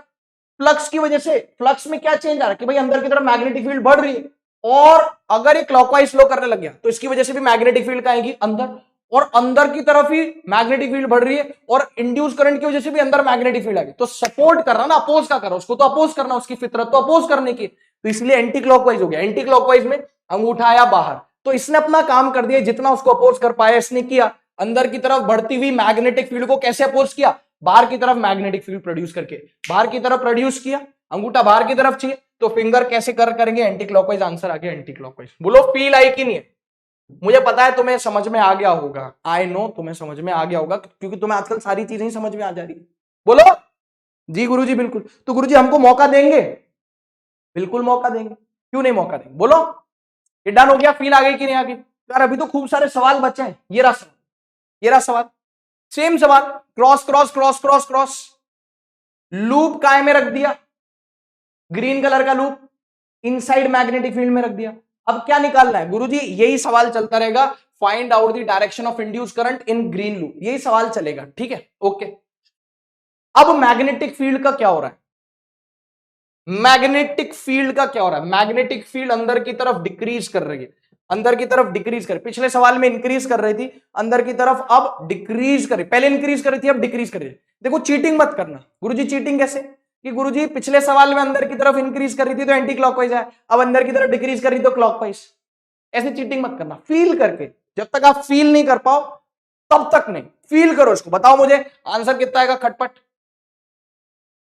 हाँ जी साहब, हो गया जी गुरुजी, बिल्कुल हो गया। अब सुनो, सबसे पहले देखो कि इंड्यूस करंट क्यों आएगा? क्योंकि ईएमएफ इंड्यूस होगा। ईएमएफ इंड्यूस क्यों होगा? क्योंकि फ्लक्स चेंज हो रहा है। फ्लक्स क्यों चेंज हो रहा है? अंदर की तरफ मैग्नेटिक फील्ड लाइन जा रही है, अंदर की तरफ मैग्नेटिक फील्ड लाइन जा रही है, लेकिन मैग्नेटिक फील्ड डिक्रीज हो रहा है। मैग्नेटिक फील्ड डिक्रीज होने का मतलब कि अंदर की तरफ जो मैग्नेटिक फील्ड लाइन जा रही है वो समय के साथ कम हो रही है, समय के साथ घट रही है। अब घटती हुई चीज को इंड्यूस करंट एकदम से आएगा, बोले बोले अपोज करूंगा, अपोज करूंगा, किसको अपोज करेगा? अंदर की तरफ जो मैग्नेटिक फील्ड लाइंस घट रही, क्यों घट रही? क्योंकि मैग्नेटिक फील्ड डिक्रीज हो रही है, गिवन है। इस कंडीशन पर आपको बताना है कि इंड्यूस करंट का डायरेक्शन क्या होगा। तो भाई मैग्नेटिक फील्ड क्या हो रही है बेटा? डिक्रीज हो रही है, यानी अंदर की तरफ है, क्रॉस में मतलब अंदर की तरफ डिक्रीज हो रही है, अंदर की तरफ डिक्रीज हो रही है मतलब अंदर की तरफ जो मैग्नेटिक फील्ड लाइन जा रही है वो समय के साथ घट रही है। अब अपोज करना है, बढ़ती हुई चीज को कैसे अपोज करते हैं? घटा के, और घटती हुई चीज को कैसे अपोज करेंगे? बढ़ा के। यानी कि मैं कह रहा हूं पिछले केस में अंदर की तरफ मैग्नेटिक फील्ड लाइन इंक्रीज कर रही थी, तो इंक्रीज होती हुई चीज को कैसे अपोज करेंगे? कम करके। अब इस केस में अंदर की तरफ जो मैग्नेटिक फील्ड लाइन जा रही वो डिक्रीज हो रही, तो डिक्रीज होती हुई चीज को कैसे अपोज करेंगे? इंक्रीज करके। तो मुझे अंदर की तरफ मैग्नेटिक फील्ड लाइन इंक्रीज करनी, मुझे अब अंदर की तरफ मैग्नेटिक फील्ड लाइन जो डिक्रीज हो रही है उसको अपोज करना है। डिक्रीज होने को कैसे अपोज करूंगा? इंक्रीज करके। तो मुझे अंदर की तरफ मैग्नेटिक फील्ड लाइन इंक्रीज करनी, अंदर की तरफ मैग्नेटिक फील्ड लाइन इंक्रीज कैसे करूंगा? इंड्यूस करंट क्या करेगा? अंदर की तरफ मैग्नेटिक फील्ड लाइन इंक्रीज करेगा, अंदर की तरफ। अंदर की तरफ मतलब कैसे फ्लो करेगा? क्लॉकवाइज। क्योंकि अगर वो क्लॉकवाइज फ्लो करेगा, कैसे फ्लो करेगा? क्लॉकवाइज फ्लो करेगा, तो अंगूठा कहां है? राइट हैंड की फिंगर्स कर्ल करी, एक मिनट, राइट हैंड की फिंगर्स करी क्लॉकवाइज डायरेक्शन में, यस सर, अंगूठा या अंदर। तो इंड्यूस करंट ऐसे फ्लो करेगा, ऐसे फ्लो करेगा कि अंदर की तरफ मैग्नेटिक फील्ड आ जाए। क्यों? क्योंकि मैग्नेटिक फील्ड अंदर की तरफ कम हो रही है, तो कम होती हुई चीज को कैसे अपोज करेगा? उसको बढ़ा के। और बढ़ाएगा कैसे? खुद अंदर की तरफ मैग्नेटिक फील्ड प्रोड्यूस करके। अभी फील आई कि नहीं आई? जी गुरुजी बिल्कुल सर, फील आ गई। बोलो हाँ सर। अगला सवाल रेडी है?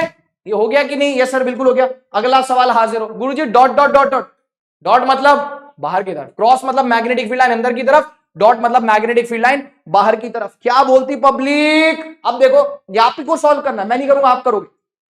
ग्रीन लूप हो गया, dot dot dot dot dot dot मतलब बाहर की तरफ। अब ये मैग्नेटिक फील्ड लाइन आपकी तरफ आ रही है, आपकी तरफ आ रही है मैग्नेटिक फील्ड लाइन, और ये मैग्नेटिक फील्ड इंक्रीज हो रही है, और ये मैग्नेटिक फील्ड जो बाहर की तरफ आपकी तरफ निकल के आ रही है, इसमें से अंदर से बाहर की तरफ मैग्नेटिक फील्ड लाइन निकल के आ रही है आपकी तरफ, ये बढ़ रही है, गिवन है। मैग्नेटिक फील्ड इंक्रीज हो रही है, फ्लक्स चेंज हो रहा है, हाँ, जो अंदर से बाहर की तरफ मैग्नेटिक फील्ड लाइन आ रही है वो समय के साथ इंक्रीज हो रही है, मतलब फ्लक्स चेंज हो रहा है। तो ईएमएफ इंड्यूस होगा, ईएमएफ इंड्यूस होगा तो करंट इंड्यूस होगा। करंट कैसे दिशा में फ्लो करेगा?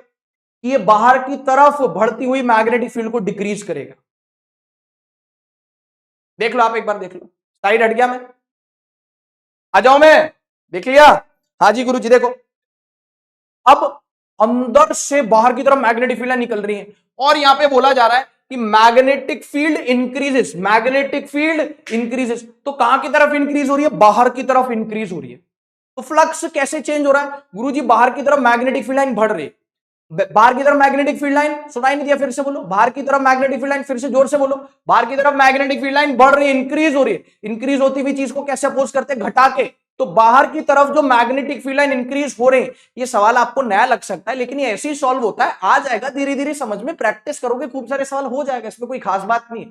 समझ में आई क्या बात? ये सर, कोई भी नई चीज सीखने के लिए पेशेंस चाहिए होता है, कोई भी नई स्किल सीखने के लिए, कोई भी नए प्रकार के सवाल को सॉल्व करने के लिए पेशेंस चाहिए होता है। इम्पेशेंटली हम जीवन में कोई चीज नहीं सीख सकते, कोई सब्जेक्ट नहीं सीख सकते, ये याद रखना। साइकिल चलाना सीखे थे तब भी पेशेंटली साइकिल चलाना सीखे थे, एकदम से साइकिल चलाने नहीं आई थी, गिरे थे, घुटने चिलवाए थे, कोहनी चिलवाई थी, चोट लगी थी, है ना, पीछे जो भैया दीदी या पापा सिखा रहे थे उससे डांट भी खाई थी कि भाई ऐसे नहीं ऐसे कर, ऐसे नहीं ऐसे कर, कितनी बार तेरे को मैंने बता दिया, तब जाके साइकिल सीखी थी। अगर आपको स्विमिंग आती है तो स्विमिंग एकदम से नहीं सीखते, स्विमिंग सीखने के लिए भी पेशेंस चाहिए रहता है। मान लो आप 2 दिन स्विमिंग पूल गए, शुरुआत में आपसे क्या एक्सरसाइज करवाते हैं स्विमिंग पूल में स्विमिंग सिखवाने के लिए? गुरुजी वो हमारे हाथ ऐसे पकड़वा देते हैं और बोलते पैर चलाओ पैर चलाओ।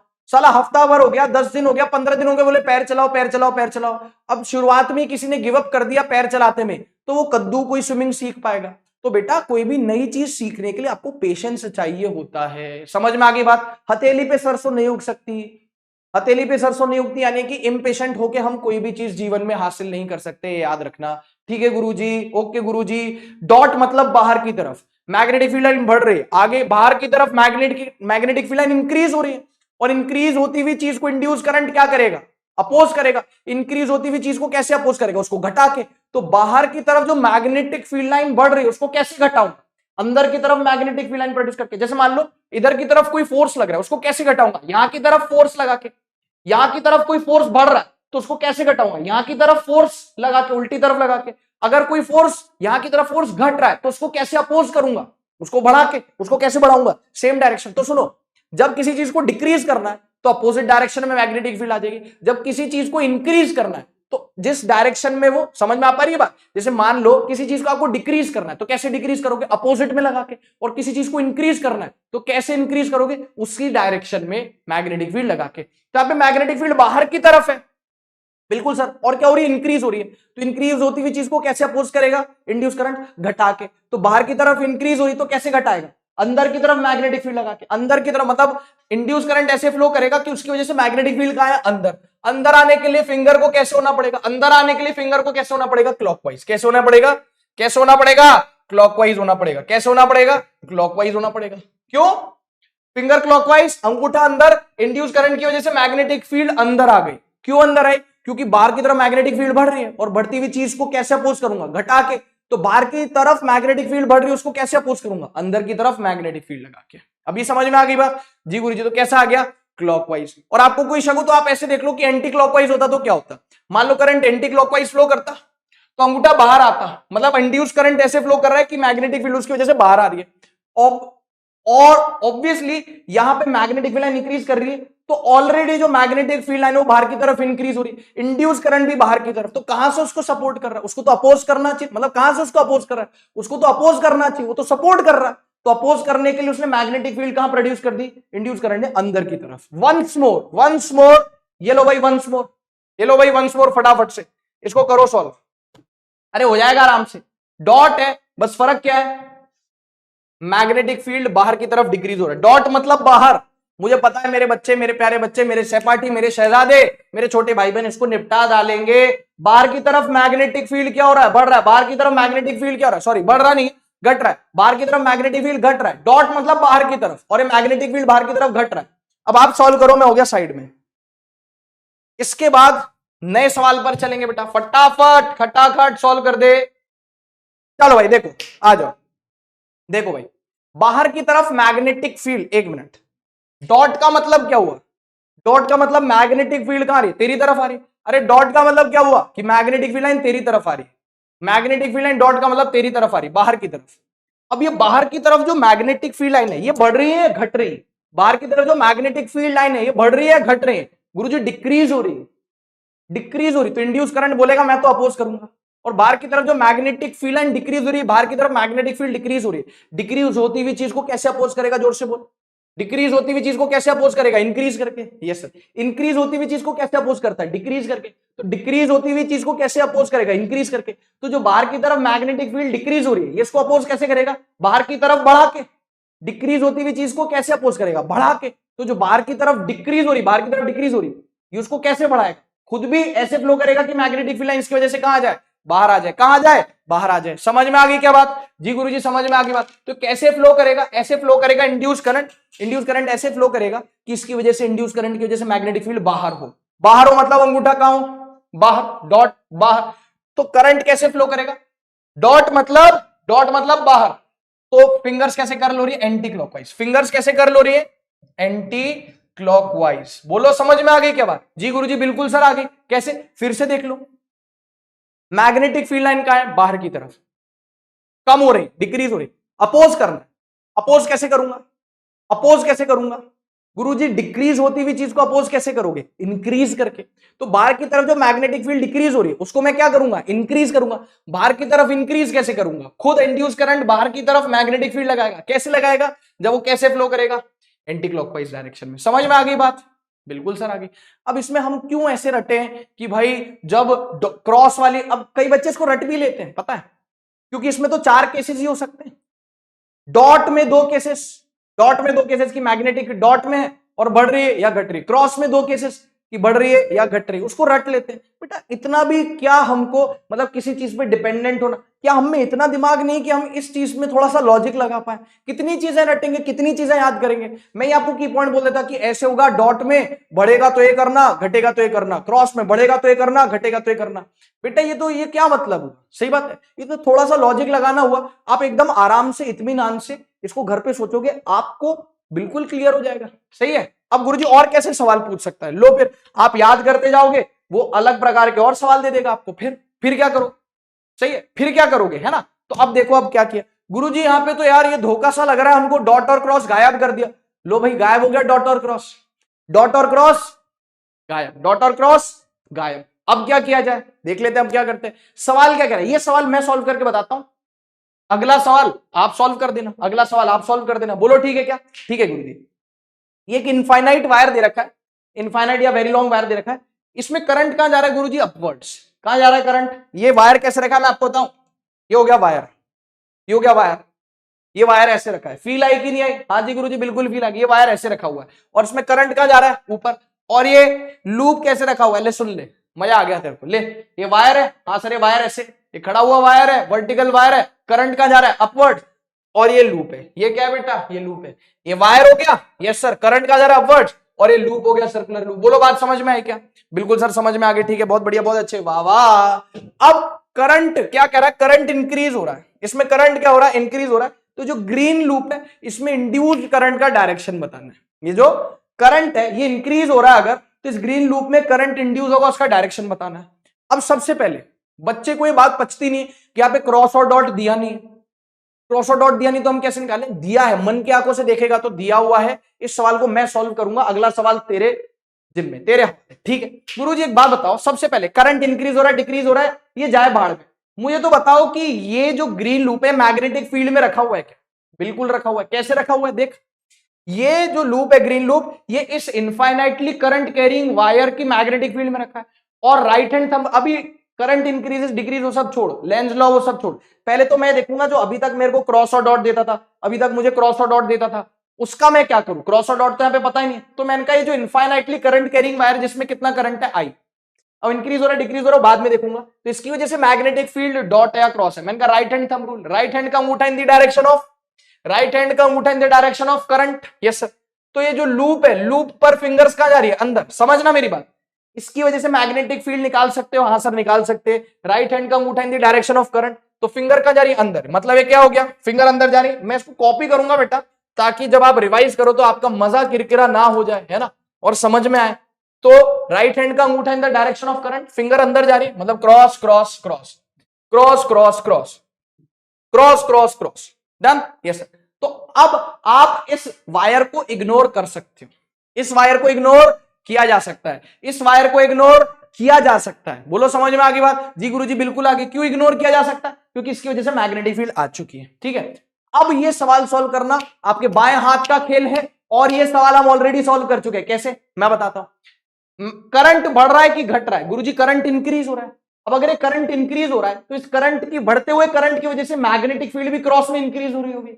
हाँ मेरी जान, करंट की वजह से मैग्नेटिक फील्ड कहां गया, क्रॉस में आ गया, तो करंट क्या हो रहा है, इंक्रीज हो रहा है। करंट इंक्रीज होगा तो मैग्नेट, जैसे जितना ज्यादा करंट होती ज्यादा मैग्नेटिक फील्ड, करंट इंक्रीज हो रहा है तो क्या मैं कह दूं कि मैग्नेटिक फील्ड क्या हो रही है, इंक्रीज हो रही है। मैग्नेटिक फील्ड क्या हो रही है गुरुजी, इंक्रीज हो रही है। तो क्या हम ये सवाल नहीं कर चुके, हाँ गुरुजी क्रॉस में मैग्नेटिक फील्ड इंक्रीज हो रही है, क्रॉस में मैग्नेटिक फील्ड इंक्रीज हो रही है, एंटी क्लॉक किया था। पर मैं नहीं कह रहा कि क्रॉस में मैग्नेटिक फील्ड इंक्रीज हो तो आंसर रट ले एंटी क्लॉकवाइज, नहीं। सवाल समझ में आ गया कि नहीं आ गया? हाँ सर। तो बेटा रिश्ता वही, रिश्ता वही, सोच नहीं, रिश्ता वही, सोच नहीं। बस यहां पे क्रॉस में बढ़ती हुई मैग्नेटिक फील्ड के उसने क्या बोल दिया, एक वायर दे दिया, वायर दे दिया, बोलो। हाँ सर, वायर दे दिया और उसमें करंट पास करा दिया। तो मैंने कहा राइट हैंड थंब रूल के हिसाब से अंगूठा in the direction of current, magnetic field आ रही है अंदर, क्रॉस, तो ये रखा हुआ है क्रॉस में, करंट बढ़ रहा है, मैग्नेटिक फील्ड बढ़ रही है। अब मैंने कहा ये सवाल मैं ऑलरेडी कर चुका हूं, ये खेल में पहले खेल चुका हूं। क्रॉस मतलब अंदर की तरफ मैग्नेटिक फील्ड, अंदर की तरफ मैग्नेटिक फील्ड, मैग्नेटिक फील्ड बढ़ रही है, अंदर की तरफ मैग्नेटिक फील्ड लाइन बढ़ रही है। बढ़ती हुई चीज को कैसे अपोज करेगा इंड्यूस करंट, उसको घटा के। तो अंदर की तरफ कोई चीज बढ़ रही है तो उसको घटाऊंगा कैसे, बाहर की तरफ मैग्नेटिक फील्ड प्रोड्यूस करके। इधर की तरफ कोई फोर्स बढ़ रहा है तो उसको कैसे अपोज करूंगा, इधर की तरफ फोर्स लगा के। अंदर की तरफ मैग्नेटिक फील्ड बढ़ रही है तो उसको कैसे अपोज करूंगा, कैसे अपोज करूंगा, बढ़ती हुई चीज को कैसे अपोज करूंगा, घटा के। कैसे घटाऊंगा, यहां की तरफ फोर्स बढ़ रहा है तो उसको कैसे घटाऊंगा, अपोजिट डायरेक्शन में फोर्स लगा के। अंदर की तरफ मैग्नेटिक फील्ड लाइन बढ़ रही है, कैसे घटाऊंगा, बाहर की तरफ मैग्नेटिक फील्ड लगा के। बाहर मतलब अंगूठा कहां आएगा, बाहर। अब इंड्यूस करंट कैसे फ्लो करेगा, अंगूठा बाहर, अंगूठा बाहर मतलब, अंगूठा बाहर मतलब फिंगर कैसे कर्ल कर रही है, एंटी क्लॉकवाइज। फिंगर कैसे कर्ल कर रही है, फिंगर कैसे कर्ल कर रही है, एंटी क्लॉकवाइज। तो आंसर क्या आ गया, एंटी क्लॉकवाइज। समझ में आ गई बात? जी गुरु जी, हो गया। बोलो आए समझ में कि नहीं आया, मुझे बताओ। क्रिस्टल क्लियर हुआ कि नहीं हुआ, मजा आया कि नहीं हुआ, प्लीज मेरे को बताओ। ठीक है, अब गुरुजी ये जो अगला सवाल है, अगला सवाल क्या आप होमवर्क में ट्राई करोगे? ये सर बिल्कुल सर ट्राई करेंगे सर होमवर्क में, ऐसी भी क्या बात है ना। गुरुजी सर्कुलर लूप की जगह ट्रायंगुलर दे दिया। अरे ट्रायंगल से कोई फर्क नहीं पड़ता, लूप ऐसा दे दे, लूप के शेप पे डिपेंड नहीं करेगा इंड्यूस करंट का डायरेक्शन। गुरुजी ये जो वायर है अभी तो ऐसे स्ट्रेट वायर दे रखा था, अभी तो ऐसे स्ट्रेट वायर अब ऐसे दे। अरे यार बेटा, मतलब तू भी कमाल का आदमी है, तू भी कमाल का आदमी है। ये वायर में करंट ऐसे जा रहा है तो इसकी वजह से सबसे पहले क्या निकाल लेगा, मैग्नेटिक फील्ड। तो राइट हैंड का अंगूठा in the direction magnetic field, तो फिंगर यहां से लूप से बाहर आ रही तो डॉट वाली मैग्नेटिक फील्ड होगी। करंट डिक्रीज हो रहा है तो डॉट में मैग्नेटिक फील्ड लाइन डिक्रीज होगी। कर लेगा, होमवर्क का मतलब ही है कि तेरे को ही करना है। बोलो जी गुरुजी। चले फिर आगे, हाँ साहब आगे चलो फिर। बहुत बढ़िया, बहुत अच्छे, वेरी नाइस। ले भाई, अच्छा एक मिनट, एक सवाल और है तेरे लिए होमवर्क में, एक सवाल और है तेरे लिए होमवर्क में। ये क्या है, तेरे को ही सॉल्व करना है, ठीक है। अरे तेरे को ही सॉल्व करना है, कमेंट में आंसर जरूर से लिख देना, कमेंट में आंसर जरूर लिखना, ठीक है। तो एक तो ये हो गया, एक तो ये हो गया कि भाई इस ग्रीन लूप में इंड्यूस करंट कौन से डायरेक्शन में होगा। एक ही और है, क्या कह रहा है, predict the direction of induced current in metal rings. देखो भाई ये एक वायर जा रहा है ऐसे, वायर का मैं बताता हूं, ये रहा वायर, ये दिख रहा है वायर, हाँ सर। करंट इस साइड जा रहा है, करंट इस साइड जा रहा है, और गुरुजी करंट इंक्रीज हो रहा है डिक्रीज हो रहा है, कह रहा है when current I, when current क्या बोल रहा है, एक मिनट भाई, when current I in the wire is steadily decreasing, steadily decreasing मतलब डिक्रीज हो रहा है। तो अब दो लूप है, दो छलनियां है, दो लूप है, एक लूप ऊपर एक लूप नीचे। तो बोल रहा है कि दोनों रिंग्स में, दोनों छलनियों में, ऊपर वाली छलनी और नीचे वाली छलनी में इंड्यूस करंट का डायरेक्शन बताना है। तो कुछ नहीं, जब ऊपर वाले में निकालेगा तो इसको छुपा देना। क्या हम ऐसा सवाल कर चुके, एक वायर, पैरेलल वायर, एक इनफाइनेटली लॉन्ग वायर और छलनी, हाँ सर कर चुके, ये वाला किया था ना। एक मिनट कहां गया ये वाला, अरे किया था कि नहीं किया था, हाँ सर बिल्कुल किया था। बस वैसे ही ये वाला सवाल भी आपको सॉल्व करना है। इस छलनी को सॉल्व करोगे तो इसको इग्नोर करना, इस वाली छलनी को सॉल्व करोगे तो इसको इग्नोर करना, हो जाएगा। दो सवाल होमवर्क में दिए, एक ये वाला दिया और एक ये वाला दिया। अगला सवाल हाजिर हो, बोलो रेडी है बेटा अगले सवाल के लिए? जी गुरुजी अगले सवाल के लिए रेडी है। देखो भाई अगला सवाल सुनना, लो भैया अब अगले सवाल में क्या है, गुरुजी लूप के अंदर लूप, सबसे पहले क्या था, green loop, cross cross cross cross या dot dot dot dot magnetic field, ठीक है। उसमें देख लिया कि क्रॉस में बढ़ेगा घटेगा तो कैसे इंड्यूस होगा, डॉट में बढ़ेगा घटेगा तो कैसे इंड्यूस होगा। फिर देख लिया हमने कि भाई एक वायर हो गया और एक लूप हो गया, एक वायर हो गया और एक लूप हो गया। अब वायर ऐसे रखा हो, ऐसे रखा हो, लूप इधर हो, वायर इधर हो, लूप ऊपर हो नीचे हो, कंसेप्ट मैंने बता दिया आपको। लूप कैसा भी हो, कैसी भी शेप का हो, वो भी बता दिया। बोलो यस सर, ठीक है। अब उसके बाद हमको एक नए प्रकार का सवाल दे दिया कि भाई ये ग्रीन लूप है और हमको इंड्यूस करंट किस में बताना है, इंड्यूस करंट ग्रीन लूप में बताना है। बोलो इंड्यूस करंट किस में बताना है गुरुजी, ग्रीन लूप में। और यहाँ पे एक और लूप है हमारे पास, एक और लूप है हमारे पास, ये देखो येलो कलर का लूप है जिसमें ऑलरेडी करंट आपको दे रखा है, जिसमें ऑलरेडी करंट दे रखा है। तो अब जिसमें करंट दे रखा है उसमें थोड़ा सा इंड्यूस करंट निकालूंगा। इंड्यूस करंट किस में निकालूंगा गुरुजी, इंड्यूस करंट निकालूंगा ग्रीन लूप में। अब ये जो लूप है ये क्या कर रहा है, इसमें करंट फ्लो हो रहा है। तो सबसे पहले कसम खा लेना, नीट की कसम खाना कि भाई इस तरीके के सवालों में सबसे पहले तो ये तो फाइंड आउट करूंगा क्रॉस डॉट में मैग्नेटिक फील्ड का है। जैसे पहले 4 सवालों में तो क्रॉस डॉट दे रखा था, फिर वायर वाले सवाल में हमने क्या किया, वायर की वजह से मैग्नेटिक फील्ड का डायरेक्शन देखा, क्रॉस देखा है, डॉट देखा, बोलो हाँ है ना, यस सर।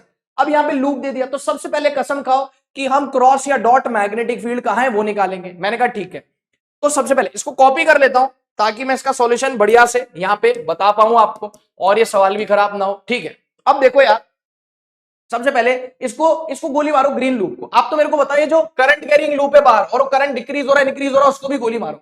आप तो बताइए जो बाहर लूप है इसकी वजह से मैग्नेटिक फील्ड का होगा। गुरुजी जब भी क्लोज लूप में करंट फ्लो करता है तो राइट हैंड की फिंगर्स को हम करंट के डायरेक्शन में कर्ल करते हैं और अंगूठा हमको मैग्नेटिक फील्ड का डायरेक्शन बताता है। बोलो यस सर। तो आप ग्रीन लूप को गोली मारो। आप तो देखो जो करंट कैरिंग लूप है इसकी वजह से मैग्नेटिक फील्ड कहां है, हमने कहा राइट हैंड की फिंगर को करंट के डायरेक्शन में कर्ल किया तो अंगूठा या अंदर। इसका मतलब इस लूप की वजह से जो मैग्नेटिक फील्ड है वो कहां है गुरुजी, क्रॉस में है, अंदर है। Cross cross cross cross cross cross cross cross cross, ये बना दी मैंने, क्रॉस क्रॉस क्रॉस क्रॉस। बोलो बिल्कुल सर बना दी, कोई दिक्कत नहीं सर। कैसे, वही कि जो बाहर वाला लूप है इसमें करंट फ्लो कर रहा है, इसी की वजह से तो मैग्नेटिक फील्ड होगी। और किसी लूप में बहते हुए करंट की वजह से मैग्नेटिक फील्ड का डायरेक्शन निकालने के लिए करंट के डायरेक्शन में उंगलियों को कर्ल करें, अंगूठा विल गिव द डायरेक्शन, अंगूठा अंदर आ रहा है तो क्रॉस में मैग्नेटिक फील्ड। अब ये बाहर वाला लूप मेरे किसी काम का नहीं, यूजलेस है। अब ये सवाल मैंने ऑलरेडी पहले सॉल्व किया है। ये green loop cross cross cross cross और ये करंट बढ़ रहा है घट रहा है, ये करंट बढ़ रहा है या घट रहा है गुरुजी, करंट डिक्रीज हो रहा है। करंट क्या हो रहा है, करंट क्या हो रहा है, डिक्रीज हो रहा है। करंट डिक्रीज हो रहा है तो मैग्नेटिक फील्ड क्या हो रहा है, करंट डिक्रीज हो रहा है तो मैग्नेटिक फील्ड क्या हो रहा है, डिक्रीज हो रहा है। लो कर लो बात, बोलो करंट डिक्रीज हो रहा है तो मैग्नेटिक फील्ड, देखो करंट बढ़ेगा तो मैग्नेटिक फील्ड बढ़ेगा, करंट घटेगा तो मैग्नेटिक फील्ड घटेगा। तो क्या सवाल हम कर चुके हैं, हाँ सर, क्रॉस में मैग्नेटिक फील्ड और मैग्नेटिक फील्ड घट रहा है। याद करो, क्या तुम्हें याद है, हाँ गुरुजी कहां गया, क्रॉस में मैग्नेटिक फील्ड, क्रॉस में मैग्नेटिक फील्ड और मैग्नेटिक फील्ड घट रहा है, क्रॉस में मैग्नेटिक फील्ड और मैग्नेटिक फील्ड घट रहा है। इंड्यूस करंट का डायरेक्शन, क्रॉस में मैग्नेटिक फील्ड और मैग्नेटिक फील्ड घट रहा है तो क्या करेंगे गुरुजी, मैग्नेटिक फील्ड क्रॉस मतलब अंदर की तरफ, और अंदर की तरफ जो मैग्नेटिक फील्ड है वो घट रहे, तो घटती हुई चीज को कैसे अपोज करूंगा, घटती हुई चीज को अपोज कैसे करूंगा, बढ़ा के। तो अंदर की तरफ मैग्नेटिक फील्ड घट रहा है तो उसको बढ़ाऊंगा कैसे, अंदर की तरफ मैग्नेटिक फील्ड लाइन प्रोड्यूस करके। नहीं समझे, जैसे इधर की तरफ फोर्स बढ़ रहा है, इसको अपोज करना है घटा के, तो इसको घटाऊंगा कैसे, इधर फोर्स लगा के। मान लो इधर की तरफ फोर्स घट रहा है तो इसको कैसे अपोज करूंगा, इसको बढ़ा के, तो इसको बढ़ाऊंगा कैसे, इसी के डायरेक्शन में फोर्स लगा दूंगा। यानी यूं कह लो कि अंदर की तरफ मैग्नेटिक फील्ड लाइंस है, अंदर की तरफ मैग्नेटिक फील्ड है और वो घट रहा है, तो घटती हुई चीज को कैसे अपोज करूंगा, बढ़ा के। बढ़ाऊंगा कैसे, अंदर की तरफ मैग्नेटिक फील्ड घट रहा है, उसको बढ़ाऊंगा कैसे, अंदर की तरफ ही मैग्नेटिक फील्ड लगा के। इसका मतलब इंड्यूस करंट ऐसे फ्लो करेगा कि वो अंदर की तरफ मैग्नेटिक फील्ड प्रोड्यूस करेगा। तो अंगूठा कहां आएगा, अंदर, अंगूठा अंदर आया तो फिंगर्स कहां कर लू, क्लॉकवाइज। आंसर क्या आ गया, क्लॉकवाइज, जो कि पहले भी आ रहा था क्लॉकवाइज। इधर देखो, क्रॉस में जब मैग्नेटिक फील्ड डिक्रीज हो रही थी तो आंसर क्या आ रहा था, क्लॉकवाइज आ रहा था। आ गया समझ, ये हो गया लेंस लॉ। कुछ और एग्जांपल्स हैं मैग्नेट वाले, वो तो बहुत ही रद्दी है, बहुत ही आसान है, उसको अपन नेक्स्ट क्लास में देखेंगे। लेकिन आप मुझे एक बात बताओ, आपको ये वाले सवाल समझ में आए कि नहीं, आपको लेंस लॉ समझ में आया कि नहीं आया, ये किसको अपोज कर रहा है, ये कौन हुआ गुरुजी, ये हुआ इंड्यूस्ड करंट। कौन हुआ गुरुजी, ये हुआ इंड्यूस्ड करंट। मुन्ना भैया कौन हो गया, इंड्यूस्ड करंट। हर समय मिर्जापुर की गद्दी, मिर्जापुर की गद्दी, मिर्जापुर की गद्दी, ये करता रहता है, हो गया इंड्यूस्ड करंट। Yes sir. और इसका पप्पा कौन हुआ, चेंज इन फ्लक्स। इसका पप्पा कौन हुआ, इसका पप्पा हुआ चेंज इन फ्लक्स। बोलो बेटा, इसका पप्पा कौन हुआ, चेंज इन फ्लक्स। तो इसको क्या कर रहा है, induce current, induce current change in flux को क्या कर रहा है, induce current change in flux को क्या कर रहा है, अपोज कर रहा है। Induce current change in flux को क्या कर रहा है, अपोज कर रहा है। ये अपने पिताजी को अपोज ही तो करता था, और क्या करता था, बोलो हाँ है ना, यस। तो आई होप आपको इस पे बेस्ड ये जो सवाल है, एक सवाल, 2, 3, 4, 5, फिर इस पे मैंने ये इसका सॉल्यूशन, ये होमवर्क दिया, ये आपको करना, ये होमवर्क दिया, कमेंट में आंसर जरूर बताना। फिर ये सवाल किया हमने, बोलो यस और नो, यस सर। तो बेटा आज की सभा को यहीं समाप्त करते हैं। अगली क्लास में लेंस लॉ पर बेस, ये वाले पर्टिकुलर सवाल खत्म होंगे। लेंस लॉ पर बेस कुछ मैग्नेट वाले सवाल भी है, वो देखेंगे। और हम मोशनल ईएमएफ, जी हां आपने सही सुना, motional EMF, not emotional EMF, motional EMF शुरू करेंगे। लेंज लॉ में मजा आया कि नहीं आया, बोलो। फैराडे लॉ के सवालों में मजा आया कि नहीं आया। ठीक है बेटा, तो इसी के साथ सवाल को करते समाप्त, है ना। ठीक है, तो मिलते हैं नेक्स्ट क्लास में। थैंक यू प्यारे बच्चों।